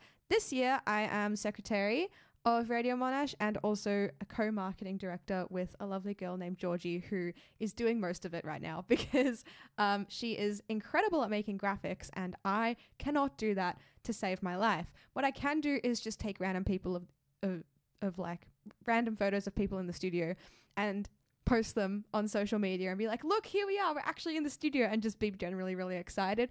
Georgie does a phenomenal job of everything that she's done so far this year for Radio Monash. She's made the most beautiful graphics and I'm so grateful because I'm terrible at that. And software, learning new software usage generally, I'm so bad at technology. It's actually not funny. Like, I know Mum's listening. Mum thinks I'm amazing at technology and like I know the answer to everything, and I keep telling her I don't, because when I compare myself to my friends and like what they use technology for and what they do, especially in somewhere like a music realm where there's like actual like DAWs and music software and stuff happening, everybody knows more than me. Like I would struggle to connect like or know what the right chord is or like connect something to a projector. I'm really not very good at it. Anyway, what was I talking about? Radio Monash, as always. I think that's the only thing I ever talk about, to be honest. So, yes, I'm secretary currently, and I'm very excited to be back finally doing a show again. It's very exciting, and I'm having a very good time. So, I was going through my show plans because I'm very eager. I had actually planned shows for last year in my notes, And so I was like, I haven't planned anything for today. I wonder what I had put originally. Maybe I can sort of riff off that. And I had planned so many shows, and I had plans for people to come on the show and that kind of thing, which again, still might happen. We'll see. At the moment, I always enjoy talking by myself, but it's really fun to have a guest on. I'm not sure if Tintin is still sitting outside the studio. If he is, he might pop in. I know you just heard him on a show. But if he's still there, I can see Paul as well. Paul and Tintin are both outside. Tintin's gone. He'll be back? Okay. I can't really hear much outside the studio. Sorry, Paul. So people kind of like mouth words at me and wave at me and stuff, and I kind of don't know what's going on. Anyway, Tintin might be back and might come on because Tintin and I are good friends, and we actually met in 2021, both of our first years of uni, at the Radio Monash training night that we had in 2021, when I joined Radio Monash, and Tintin was there as well. And we met, and we both study music. Tintin studies classical, the classical stream, and I study composition and music tech. And we met there, and Tintin is the best and has always supported my show and generally likes to hang around with me at RadMon and at the music building and other places. We went salsa dancing. It was great. Anyway, we went salsa dancing with a few other people. So, yeah, I guess that's a story of me and Tintin meeting. Again, this is a very rambly show, so don't expect structure from me today. Oh, Tintin's listening, but he's typing in the chat. He must be coming back. He's on the way back. Okay. I don't mind if you want to come on the show or not, Tintin. I'm not bothered. I'm quite happy to sit in here alone or have my friends. So as I was saying, I was planning shows at the start of 2022, planning for No Pressure Piano to be back on the waves then. Obviously that didn't happen because our renovations took forever. So finally we're back, and I was going through, so maybe I will try and play a song that I had originally planned to play. This requires me to plug in my computer. So let's just have a little chat while I sort it out for doing that, and we'll see if it works, because I don't think I've really done this before. We have a new temporary broadcast desk, and this is my first time. I mean, I've trained people to use it, so you would hope that I would be okay at using it, but I've not actually done a proper show in here by myself using it, which is fine because I only need like 3 buttons, so who cares? Okay, I'm going to try and play a song called Sally's Dance. This was like the one that I had planned to play in 2022 because it was something that at that time, literally probably a year ago exactly, I discovered this song, which is weird to think about. It doesn't feel like it's been a year since I discovered this song, but apparently it has. This song is electro swing, the genre. So I was kind of getting into more tap dancing music because I was trying to discover new things to dance to. So let me see if I can make this all happen. Give me a second. This could be an interesting experiment. All right. Hopefully, providing everything works, you're about to hear Sally's Dance by Parov, Stella, and Cleopanther.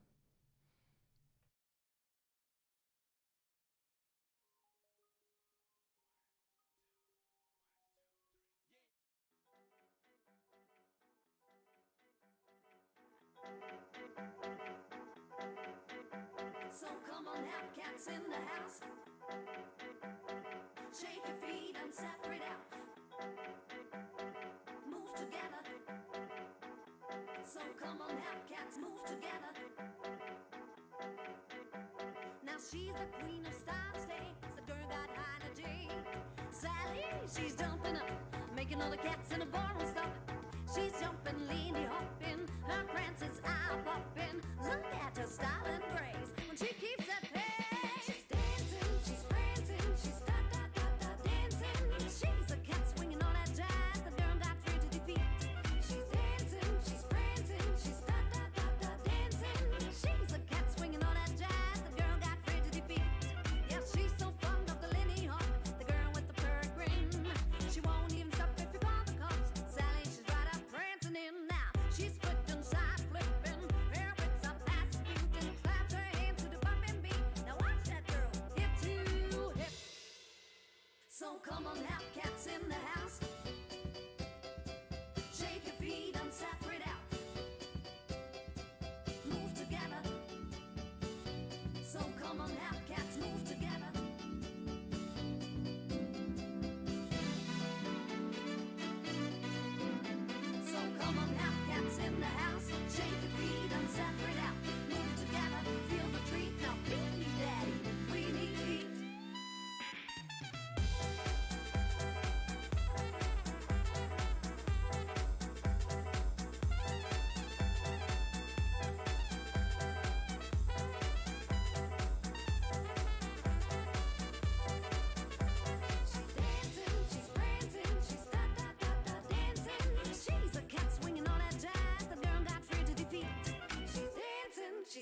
dancing. She's da da da da dancing.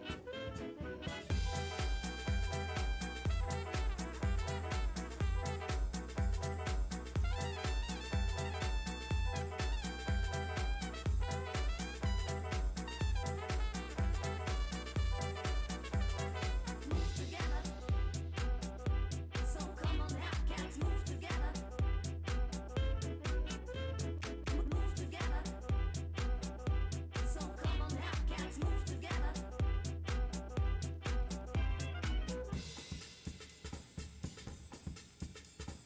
Move together.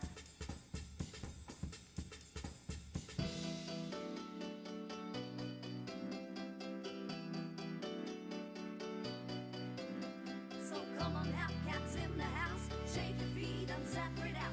Move together, feel the treat. Now beat me, daddy. We need to eat.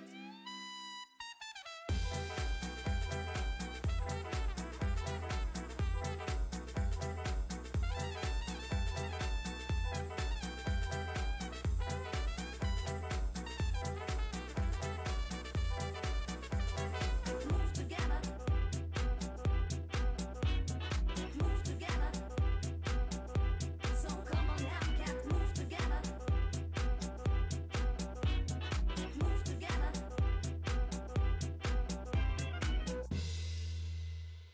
Thank you. All right, welcome back, everyone. You have just heard Sally's Dance by Parov Stella. So welcome back to the show. My name is Sarah. You're listening to No Pressure Piano on Radio Monash. I am so excited to be back in the studio. I remember the first time I sat back in here, actually with the mics working, which was not that long ago, like a few weeks ago, with all the mics and headphones and everything, and the new temporary broadcast desk that we have currently in the studio. I almost cried. It's so exciting. I was like, it feels so normal, and I'm so happy to be back broadcasting again. It is weird to have a chat with YouTube. It's normal for me to just be in the studio and like receiving text from my mum being like, yay, good music or whatever. To have actually everybody listening able to comment, I kind of like it actually, but it's different. Nathan in the chat, who apparently nobody currently in the studio knows who this person is, according to him. Hi, Tintin. Tintin's entered the studio. Nathan says he's loving it, which I am very glad about. Tintin has brought in my student card to the studio. Thank you. Do I want my water? Tintin's asking me. I haven't put his mic on, so you probably can't hear him. If he's asking me if I want water. Yes, I forgot to bring it in the studio. Thank you. I didn't even think about it. I'm too excited, to be honest. All right, Tintin, welcome. Sit down. Hop on the mic. I've turned you up. You're on mic 1. So Hello. we're sitting opposite each other. Speak closer to the mic. Hello. Hello. Hello. I'm very loud and obnoxious, so you're going to have to like meet my energy. Okay. Cool. So, Tintin, Hello. do you remember when we met at the training night? Yes. Yes, you do. It was chaos. I Yes. didn't know what I was doing. No, I don't think anyone knew what they were doing. not really. We ate pizza though. Yes, That was fun. that was good. I remember talking to someone who said that they didn't realize that Labor Day wasn't a public holiday for the university. Mm, So that was interesting. I remember finding that out. It's very upsetting. It is actually. We should have Labor Day. Yeah. And like every other holiday that they get rid of. Yeah. Do we even have Queen's birthday? I don't You know they don't even have Queen's birthday in the UK anyway, so why should we have it, to be honest? I mean, I'm happy about it, but Aw. yeah, it's weird. And the same happens in semester 2 when we have mid-sem break in semester 2. They put it on the AFL grand final holiday parade ridiculous. day. Yeah. So we miss out on that one as well because they put our mid-sem break over it, so we don't get the extra day. We just get the normal week with no extra day. And we all want an extra day of holiday. Yes. Yes. How was your show earlier? It was good. I played lots of chaotic music. I think that I'm glad. I scared people away. Aw, my mum was listening. Yes. She said she texted you. I mean, you said that she texted you. Yeah. So that Yes. was entertaining. That's fun. I'm not sure if she was with my nana at that point. I Who wonder, knows? she might be able to tell me. Yeah. Anyway, I was going to say something else about RadMon. Oh, I was kind of going to go through what we've been up to recently, if Tintin doesn't mind sitting through that. And also I was going to say, I know that my show's at 4. I was late. Sorry. I was in class, and technically the class should finish at 10 to 4, and it didn't. And it never does. So Slay. I'm going to be late every week. Yes, slay. I'm going to be late every week if my show continues at this time, which it will probably, because I think this is a good time for me on Tuesday. Yeah. What else was I going to say? Yeah, I was in a music class, so that's why I was a little bit late. So what has RadMon been up to recently? The first thing I was going to talk about was O Week, because I played a big role in putting that on, and I had an amazing time. So I wanted to talk about it because Nick, our president, left me for Europe. He left me alone. Not alone. I had a whole committee, so he didn't really leave me alone. But he was like, okay, you're in charge now. Off you go. Do O Week. He didn't really. He was very helpful. And he even joined a committee meeting while he was in Greece having breakfast. And it was like nighttime for us. We were having a committee meeting on Zoom. And he joined. And I was like, stop. Go. Enjoy Greece. Don't talk to us. I would not have been surprised if he didn't reply to my messages any of that time. But he did and was very helpful. So that was nice. So I wasn't, a fish in the dark. just left. Yeah. But it was really, really fun. And I got to organize lots of things like artists on the stage. That was really and good. Stall things. I didn't really organize merch, but we did have some pretty cool merch. If you are a Monash Uni student and you have MSA Plus, you can join Radio Monash for free, and you can join the Music and Theatre Society for $5, which is cheaper than if you don't have MSA Plus. Yes. Tintin, Music and Theatre Society. Tintin's on the committee. What's your role? I'm an education officer, so I was in here earlier helping Umi with theory. Yes, you were on your show. That's so funny. So you're okay, education officer. That's an interesting role name for a society's committee. Yeah. But I guess because it's a society like of a faculty, Yes. like I assume the art society has that as well. Maybe. Not sure. Obviously, because arts is so big. well, yeah, but they probably have a bigger committee or subcommittees. Maybe. Yeah. That's true. Tintin and I were at the Music and Theatre Society's ball the other day, and it was so good. Was it hard to organize? Yes. Yes. We went through a lot of planning, but I'm so glad that it all worked out. I mean, you were going to have it the year before, so I guess you kind of had to go through the planning twice. Yeah. Okay, that sounds like a bit of a nightmare. It's okay. RadMon can relate. We held some events, not off campus though, like last year and this year. So Yes, but your 50th anniversary was so good. you were there. It was very exciting. It was good. I enjoyed that night. It wasn't exactly what some people, Nick, wanted it to be. I may as well just call it out. But sorry, Nick. But I had a good time. I mean, we wanted more people to be there, but it was so hard because contacting all the alumni, although some people like Raf in particular, who is a Radio Monash alumni, did a fantastic job of collating alumni for us and being like, here they are, contact them. And so we did. And actually our, the person who's the founder of Radio Monash, first ever person, he flew down from Sydney. Oh my God. For the 50th. Yeah, he was there. The guy who I got a photo with. Yeah. But, like flew from Sydney. Yeah. Oh my God. Just for us. That's so exciting. So that was really fun. Guys, we have such good history here. Yes. We need to celebrate this. We did last year at the 50th. I know. We need to celebrate it again. Well, I'm going to play a song that's a little bit celebratory. Exciting. But it's not the song that's like, celebrate good times, come on. It's not that, I'm sorry. Maybe I should play that as well. Yes. You think I should? I think that you should. Okay, maybe we have one will. vote for yes. I was late, so I'm going to go over on my show time. Well, there's no one after you. Exactly. And there's nobody who's going to tell me not to. You could broadcast the whole night if you wanted to. We could. That could be a thing that we do in the future. Oh, Hint, like the hint, wink, wink, 24-hour nudge, nudge. Must show? Okay, the could Must do. is a gig. Speaking of Must's gig, you should go to Must's gig. Must have many gigs. Must are a theatre society, so they're a department of the MSA.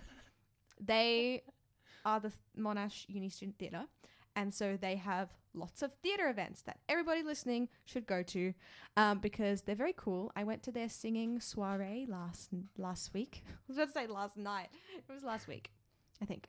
I had a couple of friends singing. So it was very nice. And I will be at the gig on Friday. Tintin, will you be at the gig on Friday? I will try my best. You don't have to. I would like to, though. I can also go on Saturday. You can also go on Saturday because there is a 24-hour gig happening, completely improvised music by the band Translucid. And it's starting at 12 p.m. on Friday and running until 12 p.m. on Saturday.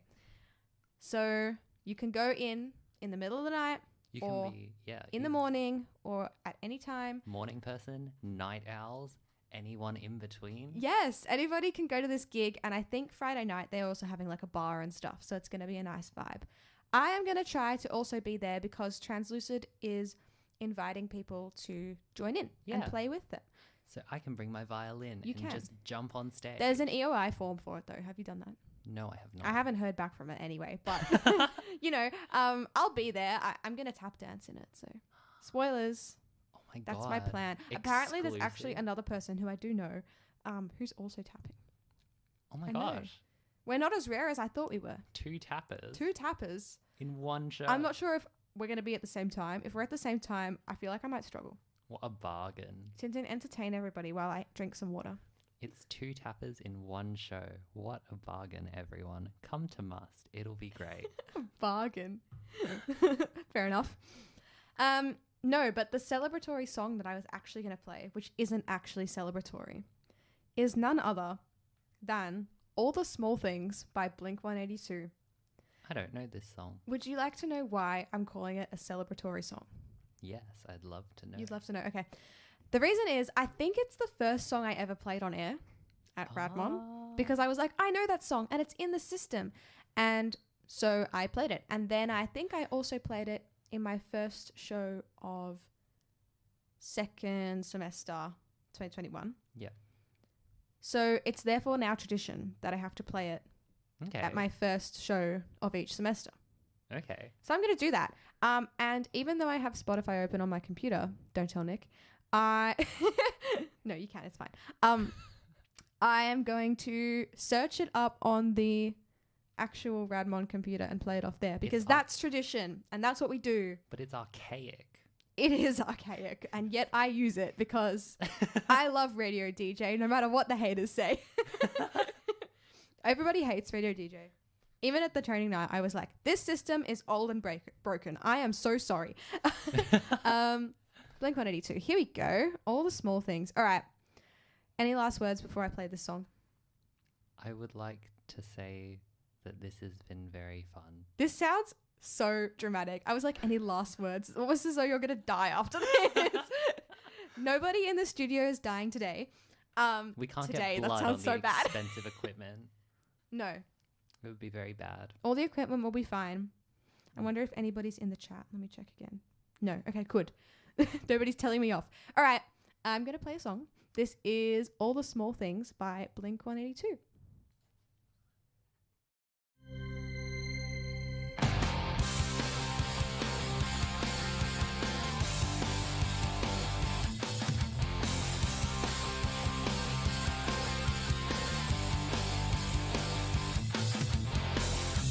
All the small things, true care, truth brings.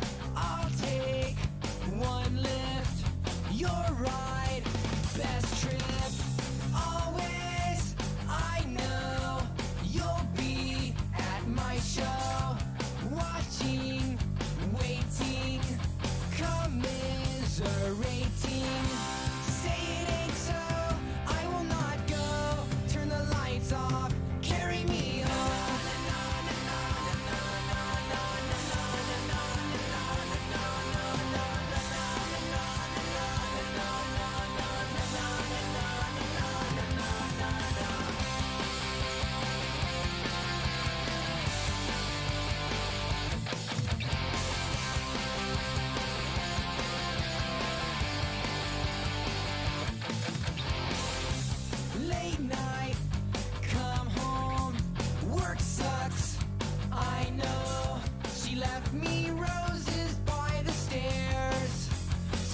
just let me know she cares. Say it ain't so, I will not go. Turn the lights off, carry me home.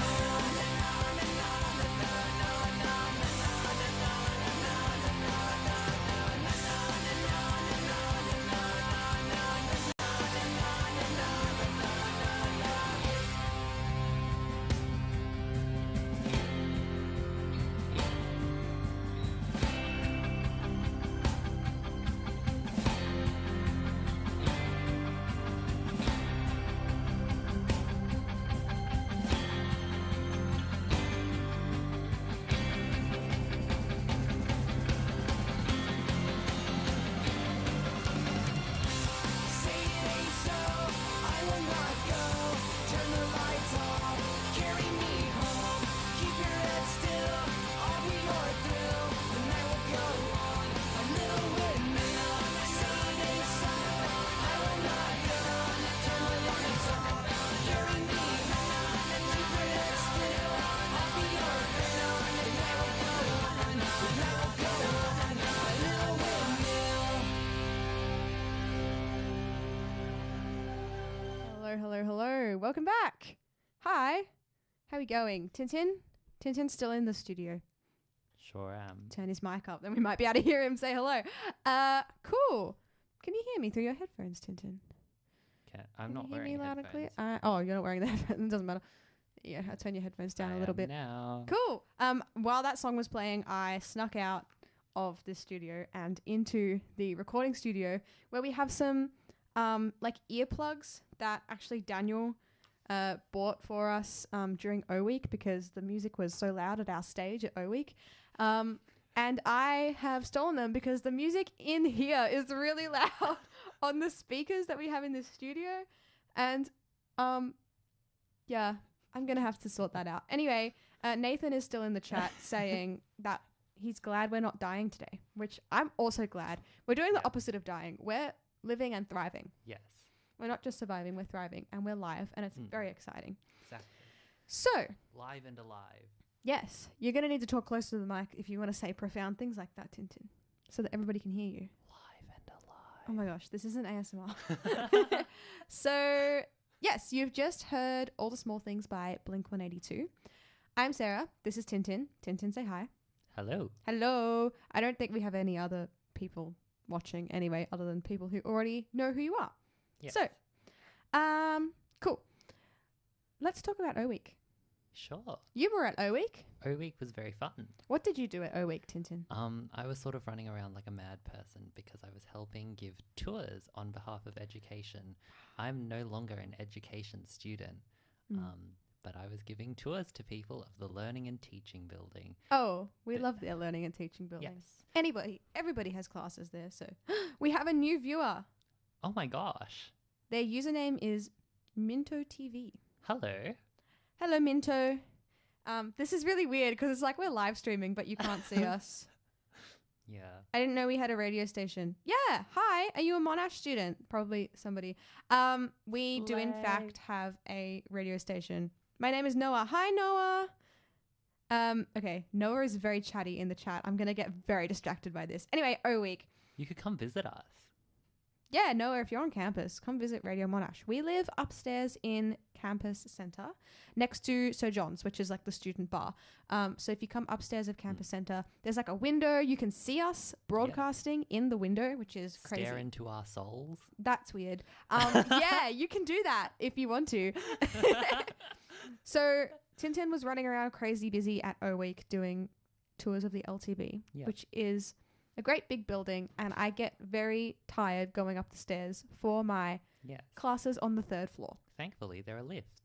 I have been in the lifts in there, not by myself, and I don't ever use them because I know that they're just really crowded at the times when classes change over. So why would I? Because then it'll take even longer. Anyway, you'll be stampeded to death. Remember the time you weren't really present, but I probably told you about it when I got stuck in the lift at the Menzies building. Just like general Monash advice, don't go in the lift in the Menzies building. Well, okay. Here's the thing. In the Menzies building, there's an express lift. that you just can't go in unless you want to go to the top floor. Which is the 9th floor? I think so. Something like I that. think there's more than 9 floors, but the express lift goes to the 9th floor. We have another comment from Noah who says that Noah, I'm going to assume your pronouns are he, him. If that's wrong, please let me know. That he is a commerce and biomed 3rd year. He might come around next time. Exuberant. Oh my God, that's a long word. Exuberant parking visitor fees got me sprinting to the car. So true. He's also saying 8th floor. Does the express lift go to the 8th floor maybe? Maybe. That would be good to know. That would be good to know. All right, we'll think about it. Maybe I'll go for another trip in the Menzies lift just to, relive the trauma. or no, exposure therapy. Get over the trauma of last time I was in the lift. Yep. Because there was also a lift that I had to go in that day that in the Menzies building that was covered in scaffolding. no, not scaffolding, like tarpaulin. Oh. Yeah. Ooh. Also, can I just say, commerce and biomed 3rd year, that's a load. a lot. That's a lot more than we're doing. Well, Congratulations, Noah. yeah, well done. I am an arts and music double 3rd year as well. And Just started 3rd year. And Tintin? I am also 3rd year, but just Bachelor of Music. Yeah. So How's that going? I think it's going well. I'm Are you not doing actually enrolled performance in performance. Oh, no, you're not. I was going I'll to say you're doing performance 5. I'll do performance 5 next semester. Cool. Yeah. You can do it next semester? Yeah. It runs every semester. Yeah. Oh, can't relate. Composition 5 only runs first semester of each year, Oh. so I think. Wow. Yeah. Didn't know that. Yeah, that's kind of how things go. Cool. O week. We keep getting distracted, but that's okay. So I was also running around crazily at O week because I had organized all these bands and tech people, tech person and committee members to be helping at the stall and all of that, and it was crazy and it was really, really fun. I danced so hard to many of the bands and artists who played at our stage. If you didn't know, Radio Monash had control over what is usually the Wednesday sessions stage for the 4 days of O week. We had our lineup of bands. If you come into the RadMon studios, actually, we have like the lineup posters on the wall of what it was. They were all very, very good acts. They were. They all were amazing. We were very grateful to everybody who played, and it was really fun. And I danced around a lot. It was a really hot week, Yes. but we survived.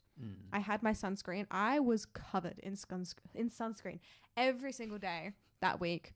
It was a lot. I also was really fit because I carried like drums and like massive, like big bass drum of the drum kit, like to and from the stage and the green room, which is not that far, but I did have to kind of like lift it off the stage and all of that, which was, it was good. It was hot. That week was hot. But you were inside the nice, cool LTB. No, because I also helped at the Matt's stall. You did. Which was... But for some of the time, you were inside the nice, cool LTB. They also gave us icy poles because of Bank First. We didn't get icy poles. How did you get icy poles? We got chocolates. No, we got... What did we get? Some jelly beans like appeared halfway through the week. Yeah, from like Vodafone? Yeah, from Vodafone.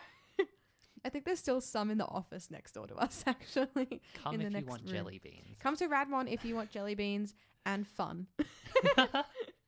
We all eat lots of jelly beans and have lots of fun. Yeah, so cool. That was O week. And then like a couple of weeks ago, maybe it was 3 weeks ago by now, I'm not really sure. We had our Radmon training night, the first one that we've had since me and Tintin met, because we didn't have one in 2022. And it was great. I trained people in the very room that we are sitting in right now to use this broadcast desk that I'm currently using. So hopefully everything sounds good, because if it doesn't, nobody's going to sound good, because I taught everybody how to use it. So, that's fun. But yeah, it's really great. We're hoping to get a different desk because the one we currently have is like a music-based one, and it does lots of things that we don't need it to do. And it also, we also have things that we'd like to be able to do that it doesn't do, because it's not a radio desk. But it tries. It has interesting things, many things that I don't know what it does, but I don't need to know, because we I'm just make the volume go up and down. I do. That's what I do. That's my job. So Tintin, What have you been doing today on campus? Have you had class? Yes, I had a tutorial in the morning, Wow. and then I had lunch, Mhm. which was very nice. That's great. Actually, I was Speak thinking closer to the about- mic, Tintin. Oh, okay. Yeah, you can move it so like I can sit back a bit and like. How? Woohoo. Okay. There Well, we go. This is very relaxing now.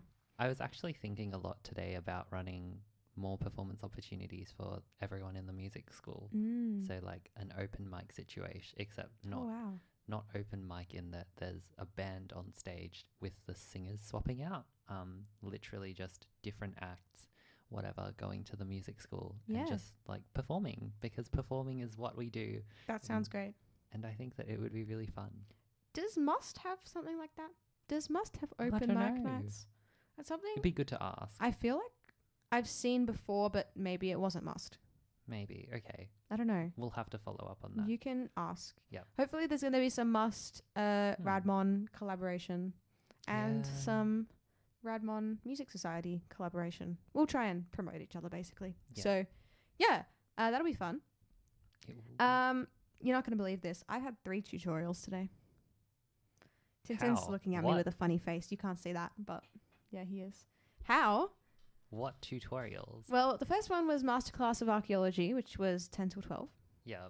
Then we went to Ancient Greek, which was 12 till 2. Except we actually didn't start until 12:15 today. Oh. So that was all right. So it was like your radio show. No. Your radio show started at about 15:15. Oh, today. Yes, it did. And then I had composition from 3 to 4, I think. Yeah, I did. Yes. It's 5 to 5 right now. Yeah.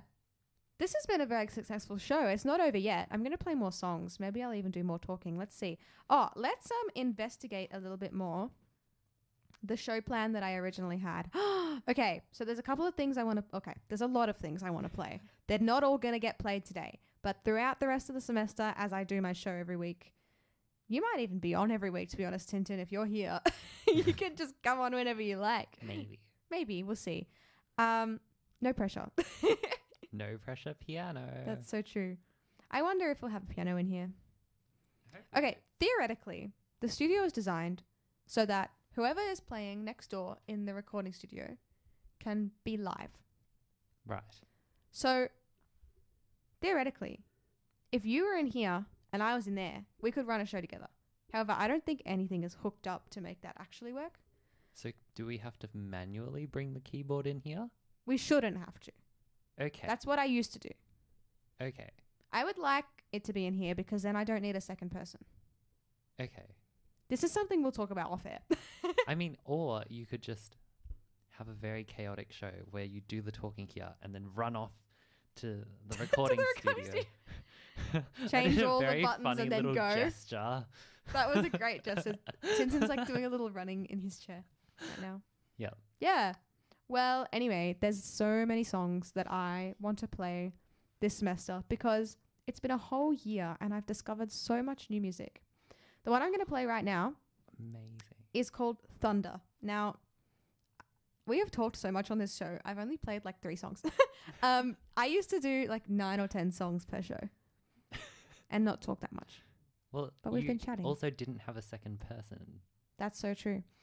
So I'm going to play a song called Thunder. It is by Gabri Pont, Lumix, and Prezioso. The reason for that is because, okay, a little bit of backstory for this song. This was also something that I was planning to do last year on the show. Obviously, that never happened, but I will bring it back right now because something I did at the start of last year, Tintin's like cheering silently in the studio. Something I did last year was I went through the top 50s on Spotify, like the top 50 chart songs of a whole bunch of different countries, which was really interesting. And this is one of the songs that I found on the top 5. Basically, I went to heaps of different countries and then I went on their top 50s and then I listened to like the top 5 songs currently. This was like a year ago. So this was in the top 5 for Italy a year ago. Interesting. It has English lyrics, but I think it has Italian DJs who like created it. So, I was originally planning to have a whole show that was like this concept, but maybe I'll just play like one per show that's like from a top 50 that I discovered while I was doing that, going through the things. Anyway, I'm going to play this song for you now. This is going to be a little bit intense for my mother and Nana who are listening because Mum's like, I don't think Nana wants to listen to like headbanging music. I don't think Mum wants to either. This is quite kind of club vibes, but I enjoy it, so we're going to play it. I think it's actually really fun. It's a really fun song, especially for dancing. Anyway, I hope you enjoy Thunder.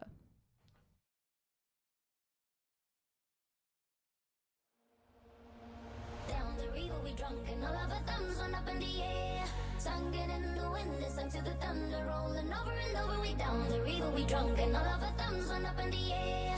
Singing in the wind and sang to the thunder, rolling over and over. We down, we're getting on fire, we're raising up higher. The bottle is up, we're over the top, it's time to get wild. The time of a life, it's happening now. We're out of control, together we're rolling over and over. We down the river, we drunk and all of our thumbs went up in the air. Singing in the wind and sang to the thunder, rolling over and over. We down the river, we drunk and all of our thumbs went up in the air. Singing in the wind and sang to the thunder, rolling over and over. We down the river, we drunk and all of our thumbs went up in the air. Singing in the wind and sang to the thunder, rolling over and over. We down the river, we drunk and all of our thumbs went up in the air. Singing in the wind and sang to the thunder,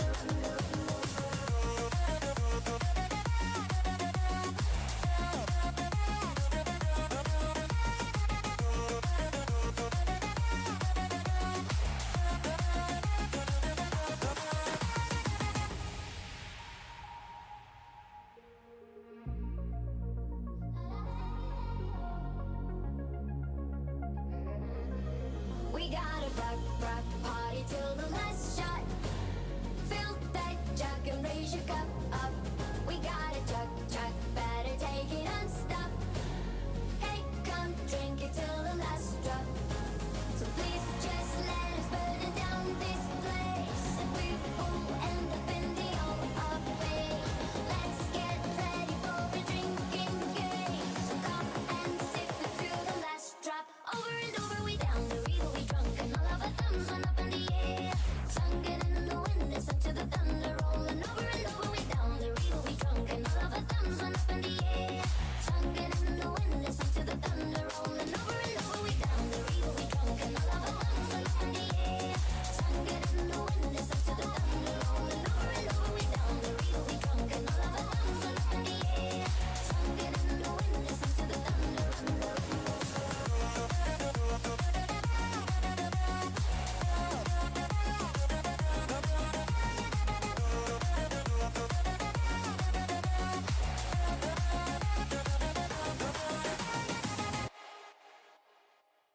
All right. So that was Thunder. It is quite a short song. Tintin was just telling me it is so short. I'll turn your mic up, Tintin, and we can Tis short. have another chat. All right. It is 5 o'clock, and I would like to go home and have dinner. However, I'm having so much fun, and that song, I feel bad for playing now because my nana's listening. So, and I don't think she really wants to go clubbing. So I'm gonna play something by Strauss. It's Johann Strauss, like the second, too. So there's many Strausses, I think. Oh. So I'm not sure if this is like the Strauss or like his kid. But anyway, I'm going to probably play 2 more songs. I'll play this one. Maybe then we'll round off and play a final one. And then I'll pop it back on the radio DJ random songs. Yeah. This is a short one as well, even shorter than the one that you just heard. It's called the Trish Trash Polka. Do you know it, Tintin? No, I do not. It's great. I've played it in, I think, like a symphonic band before. Lovely. So I think you'll enjoy. Okay. All right. Let's have a listen. Sure. Yeah.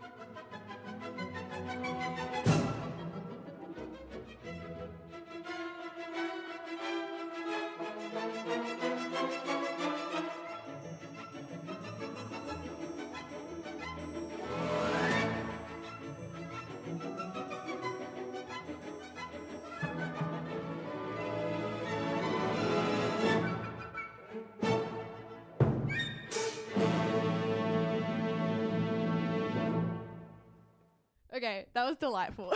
It was an absolutely comical finish. Yes, that was. I forgot how funny that piece is.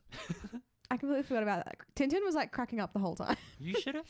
Someone should have been in here filming Sarah's like hand gestures. It was so funny. It was Like, pretty good.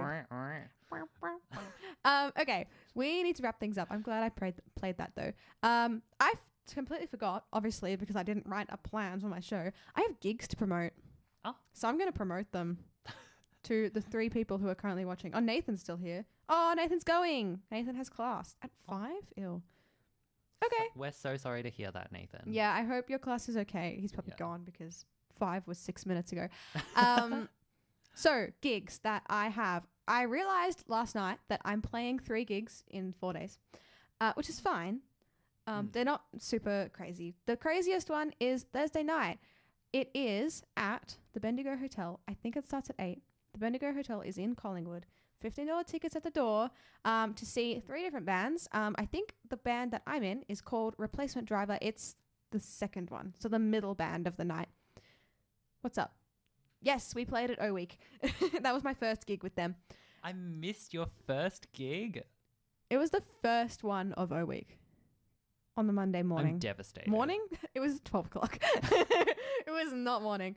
Okay, then the second gig that I'm in. Oh, and I'm playing keys and singing in the Thursday night Replacement Driver gig. Then, also, sorry, sidetracked, but we did a committee show on yesterday, and we played Replacement Driver's song that is out. It's called Healer on Spotify or wherever you get your music. We played that on the show yesterday. We did a committee show at 1 p.m. Hopefully we'll do it again. Maybe it's going to be an every Monday thing. I'm not sure. So, anyway, then on Friday is the Translucid gig. I already talked about that. Probably going to be tapping in that. So again. And then Sunday afternoon, I'm going to say 2:30. I hope that's right.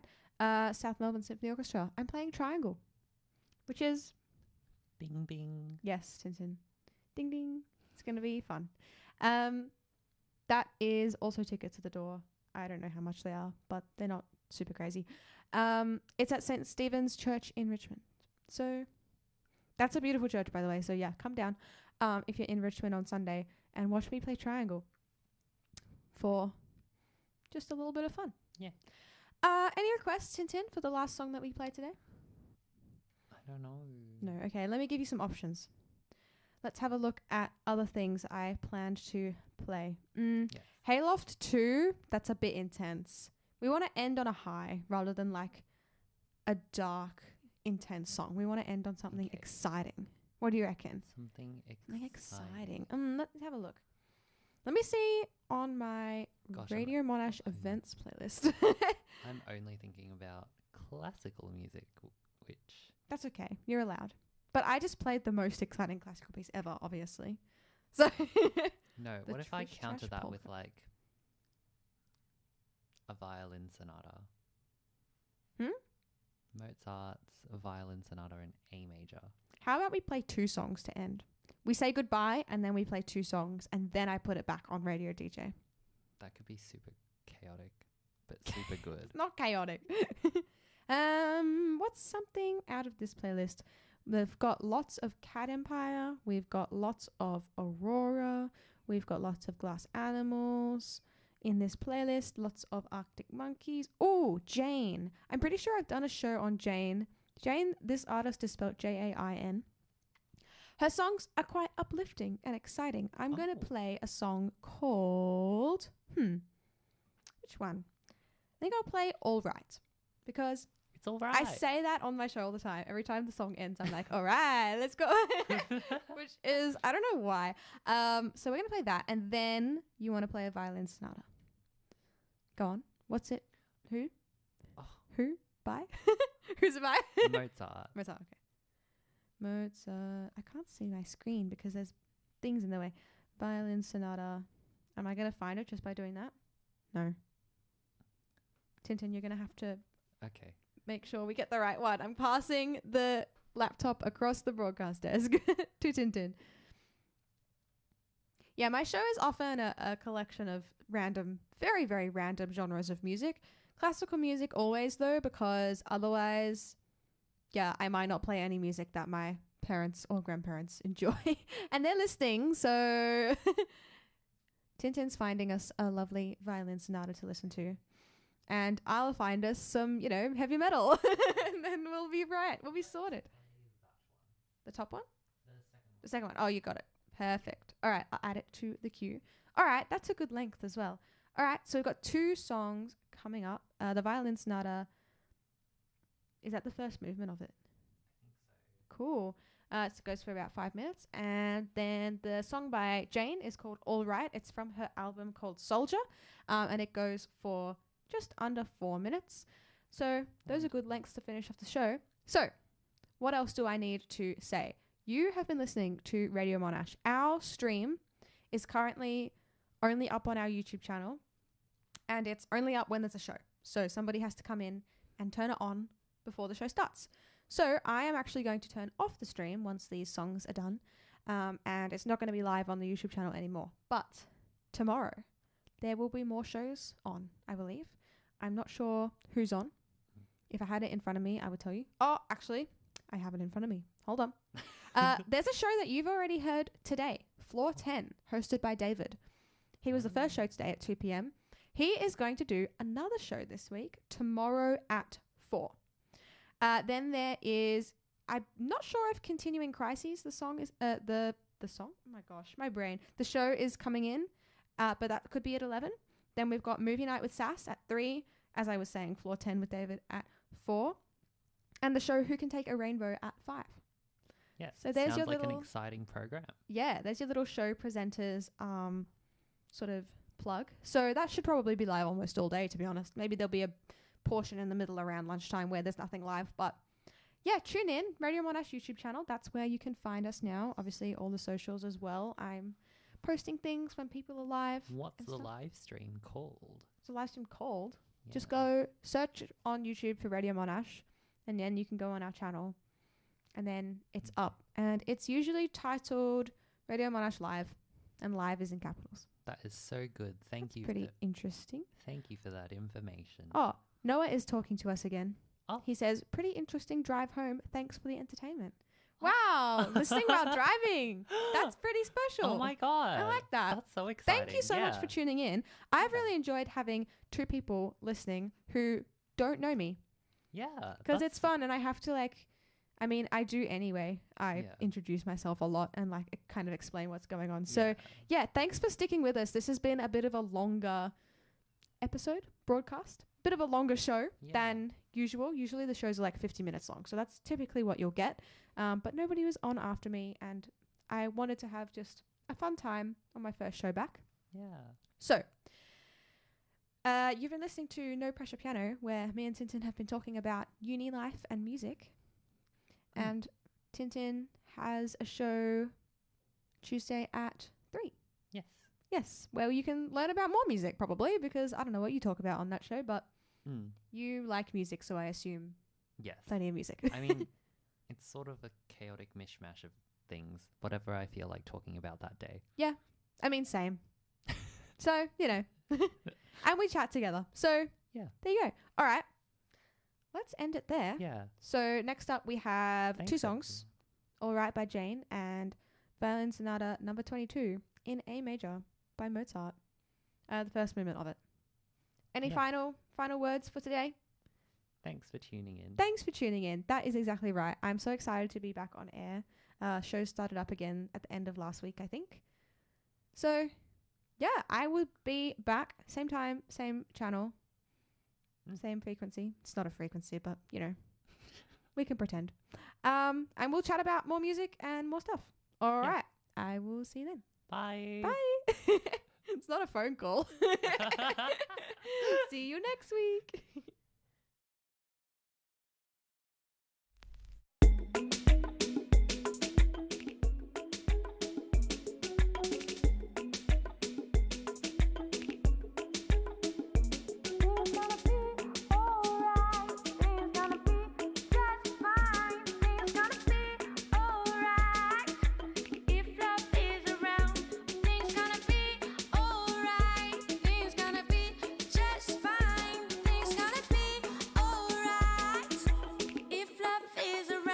I know you think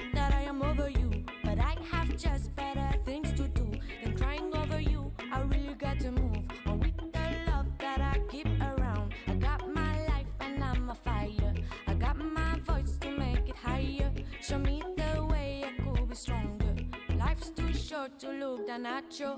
Things gonna be alright. Things gonna be just fine. Things gonna be alright. If love is around, things gonna be alright. Things gonna be just fine. Things gonna be alright. If love is around, I keep my tears tight in my fist. Curiosity runs into my dreams. Darling, I look up at the sun, the rising of another dawn. I got some time to sing the love. I got no time for you on board. I'm not angry with you, boy. I just really wanna move on. Things gonna be alright. Things gonna be just fine. Things gonna be alright. If love is around, things gonna be alright. Things gonna be just fine. Things gonna be alright. If love is around, stir it up. The life is made for us. Stir it up.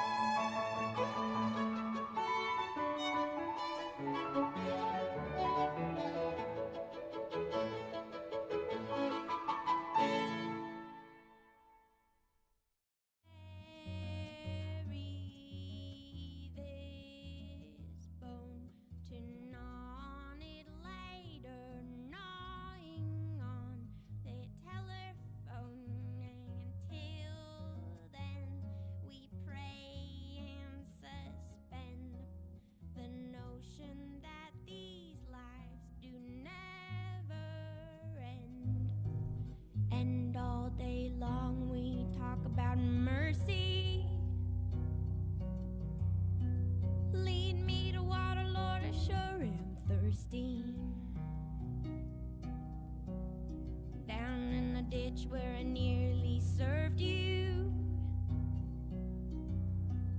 up in the clouds where he almost heard you.